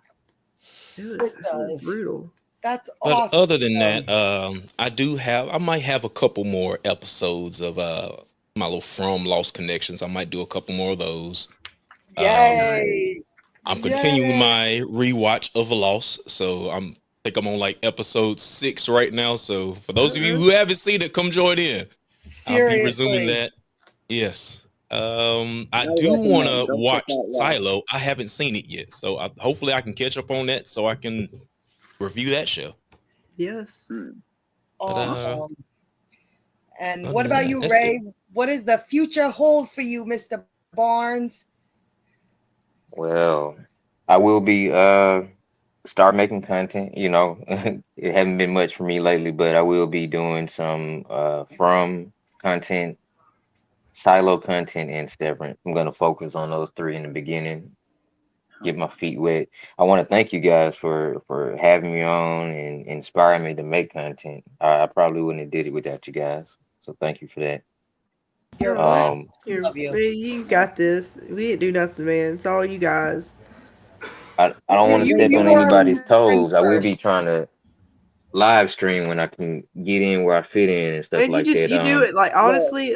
We telling everybody now. You stream when it's good for you, and that is all that matters. Because honestly, everybody's got lives. We all got things going on. If we tried to fit it all in, man, I don't know if we all could. we could have a hell of a schedule to maintain. Yeah, we do as I much believe, as we can, but sometimes schedules are schedules. But Ray Barnes, you in particular have been just such an awesome, positive force in the chat. Like ever since this From thing first began, you used to make me laugh. You still do make my Yeah. ass laugh every time I see you in the chat. But you've been such an awesome member of this community, and I cannot wait to see you start doing some content, man. I'll be there checking every bit of it out. I appreciate it, man. I think I'm gonna. So after this is over, if nobody's doing nothing, me and Clay are gonna try to stream. I believe if Clay is still down. Yep. Yeah, for sure. Nice. Okay, so we're gonna try to run like a little after party stream. When everything is settled down. Oh, awesome. Awesome. And yeah, Crazy We'll be Mad, there. yes. We wouldn't have done any of this if it weren't for Crazy Mad. That's right. Crazy Mad, honestly, yeah. he's probably the one that pushed us to do it the most in his own special way. He wouldn't let us take So no. crazy. But How thank many you, nights we thank you broke- guys we again, and broke look forward to seeing you in the sunrise future. together. Yes. Some Discord nights. Yes. Yes, Miss PM, what is in the future for you, Miss? I know you have an awesome channel you have just started. Mhm. Girl power, Well, girl power. I will begin by doing what I do every day, Pinky, which is try to take over the world. Pinky and the Nice. Brain. There you If you know, you go. know. But we're going to be looking at the connections of The King in Yellow, of course, True Detective season 1 and 4, and American Gods. What are the connections, similarities, and where can we find from connecting to these great shows? Awesome. Oh, I love And American of Gods. course, I share in the sentiment of gratitude. Thank you so much for creating this space. You guys are all amazing, except for one. I'm just kidding. That shade, man. She's Just hard. tap that record button. I personally What you gonna can't do? wait, PM, to start looking at some ghost videos and paranormal stuff. And Yes. Oh, yes. I'm so down for Oh, that. I'm ready to hear your talks on American Gods too. I love that show. Oh, It's yes. amazing. I'm obsessed with American Gods. I mean, Oh, that's there's awesome. so many connections. I could talk about it forever. But yes, I share in the sentiment of gratitude. Thank you so much. Me and JH are actually best friends, guys. Okay. We literally are best friends. We kid around. Um, that's just how we talk to each other. So I get you don't because worry Keep it for amazing. him. people ask me all the I don't time about believe it. Crazy Mad. So I get it. I love Crazy Mad. He knows he's one of my favorite people in the world. And I love him to pieces. I just don't like his taste in food. Nothing wrong with a little bit It's a of kid similar code, right? similar vibe here. Okay. JH is safe. Okay. Don't worry about him. Hey, Let the before we let the leave, kid can I code ask a play. question to everybody? Sure. Me and Baby Clay we were joking about this earlier, but Thanksgiving coming up, right? What from characters? What what what dishes is each from character gonna bring to the Thanksgiving dinner? We already know Fatima is gonna bring the rotten yams and tomatoes and onions and stuff. What is everybody else gonna bring? What do y'all got to say about that? Victor's bringing a peanut butter and jelly. Peaches. This Peanut looks like butter and bringing peaches. peaches. Victor, bring And a peach. peaches. You bring that And a peach peach cobbler. on the side. Jay's bringing the moonshine from the bar. Was Sarah bringing the cranberry sauce? I mean, the way she gouged the eyes out, that was pretty Yeah. good. Sarah's cranberry sauce might have some blood in it. Well, that's Yeah. exactly. That's what I'll go with. It's got some of Elgin's eyeballs in there. I don't know. It tastes kind Yeah, of it's going to waste. I irony. mean, you might as well just chow down, I guess. Well, my answer was they're going to make vegetables in the shape of a turkey. Someone's going to put all the vegetables and just make it look like a turkey. Yeah. Carve up a cabbage turkey. Yeah. No, but All right, this guys, is let's do awesome. this last giveaway real quick before we close it down Yep. for you guys. See who our final lucky winner of the night will be. So here we go. Who's it gonna be? Who's it gonna be for the It's for the t-shirt? Yes, right. To rock your from where? Represent the Fromly. Amy Cinnamon Sweet, you Amy are the Cinnamon final Sweet! winner. Yay! Congratulations. I love her. Yay. Yay. Congratulations. Her name is always My my blood favorite. is your blood now, motherfucker.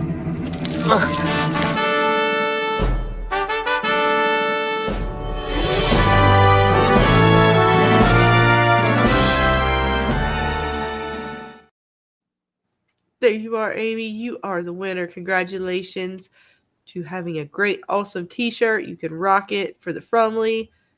Let them all know Yeah, what you t-shirt, represent. Amy. She was wondering. You want a t-shirt, Amy? One of the awesome from t-shirts. I won what? She said.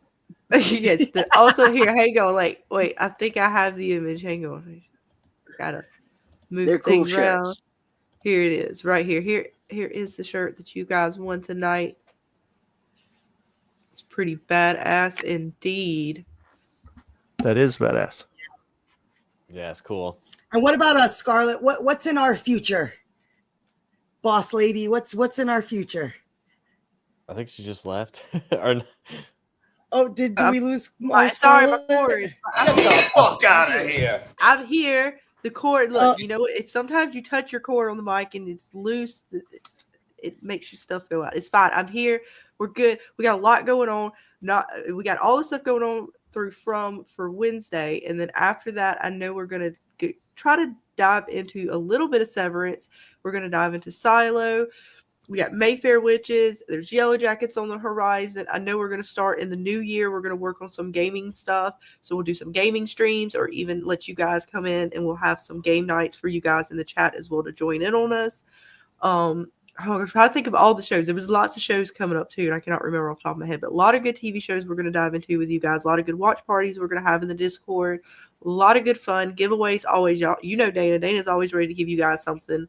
So there's always going to be lots of fun. We're not done with panels. We'll still have lots of panel action going on with all these shows, as well as From stuff. I mean, we're not done with From. You guys know it. The off season is not all for us. We continue the theory crafting. We continue to deep dive. We go back to day one, season one, see what we can find, see what we can suss out, and get ready for the next season. So lots of good things happening in the future for you guys. I can't wait to dive into it all with you. Yep. And for anybody who enjoys D&D, we're going to be doing an awesome Christmas theme, Saving Santa Claus D&D game over on my channel. It's going to be lots of fun for me to try to kill everybody. And and y'all expect me to come back with all Santa Claus, and she's talking about killing it. Yeah, like I said, whatever part we bring back is good enough. It saves Christmas. It's the hat, right? Where does the magic come from? Is it the belly? Is it the nose? Is it the hat? It's the sack of presents. Come on. Oh, that's all we have to get then? Oh, that's even better. Yeah, we can do that. There you go. That's the magic. All right. And the reindeer. So it's going to be a lot of fun.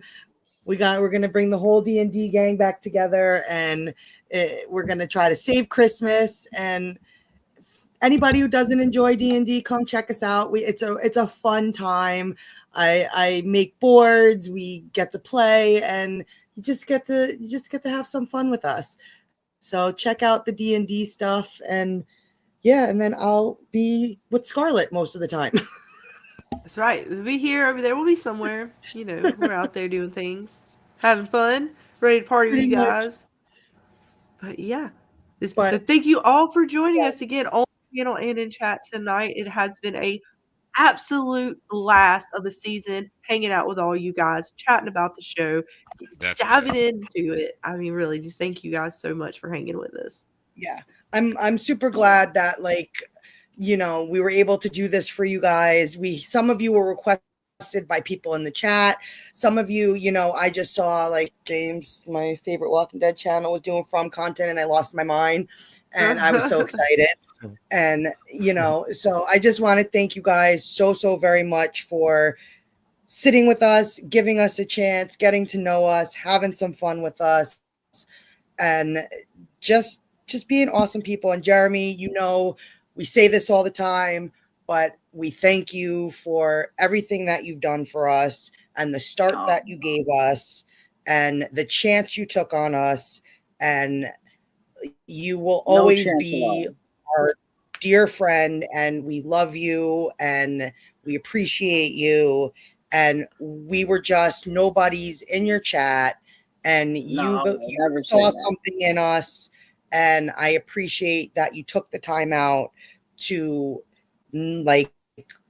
mentor us and show us the ropes. And I truly hope that you are proud of us in some way.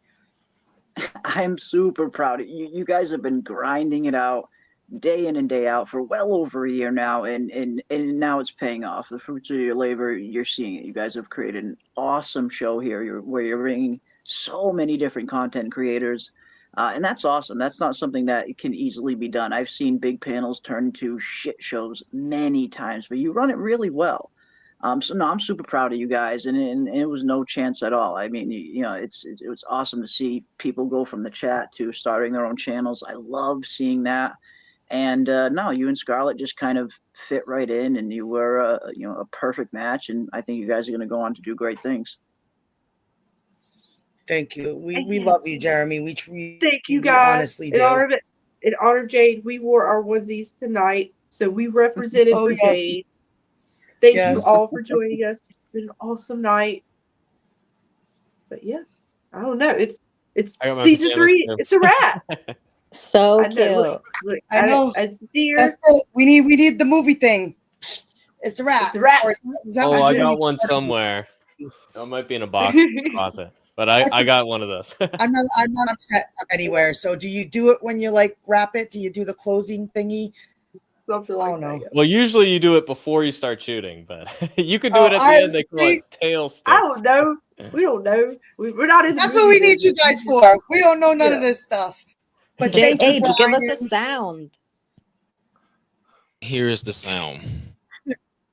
And you tell these to your people that come to your Thanksgiving dinner, probably unattended. All you fucking do is knock on our doors. Knock on our fucking windows. You want to play games? Love it. There you go. Tell them I love it. to stick a screwdriver in it. There you go, folks. Thank you, Brian. Thank you, James. Thank you, Baby Clay, Thank Jeremy, you. Spade, who was on panel, JH, Thank y'all. PM, new watchers on the wall, everybody. And we have more people coming on with us on Wednesday for the second round table. We've got Real joining us. We've got Miss K joining us again. I'm working out to hopefully get Fate Decided to come on with us. We've got Tom and Jenny from Oracle Talk Radio who couldn't join us tonight, but they're going to hopefully join us on Wednesday. We got so many people in the works. Baby Clay and Ray Barnes will be back on Wednesday with us. So it's going to be fun, and we'll finish giving away the rest of the talismans, the rest of the t-shirts. And then, guys, don't forget, in the Discord, #Frumley, in the Mystery Channel giveaway section, last chance. We're going to be closing it out shortly after the live tonight, and you won't be able to enter after tonight. So make sure you get in the Discord, put in your #Frumley, claim your slot for the mystery prize, and we will be revealing what they are on Wednesday's live stream. And we thank everybody in the chat. We love you guys. You are an awesome community.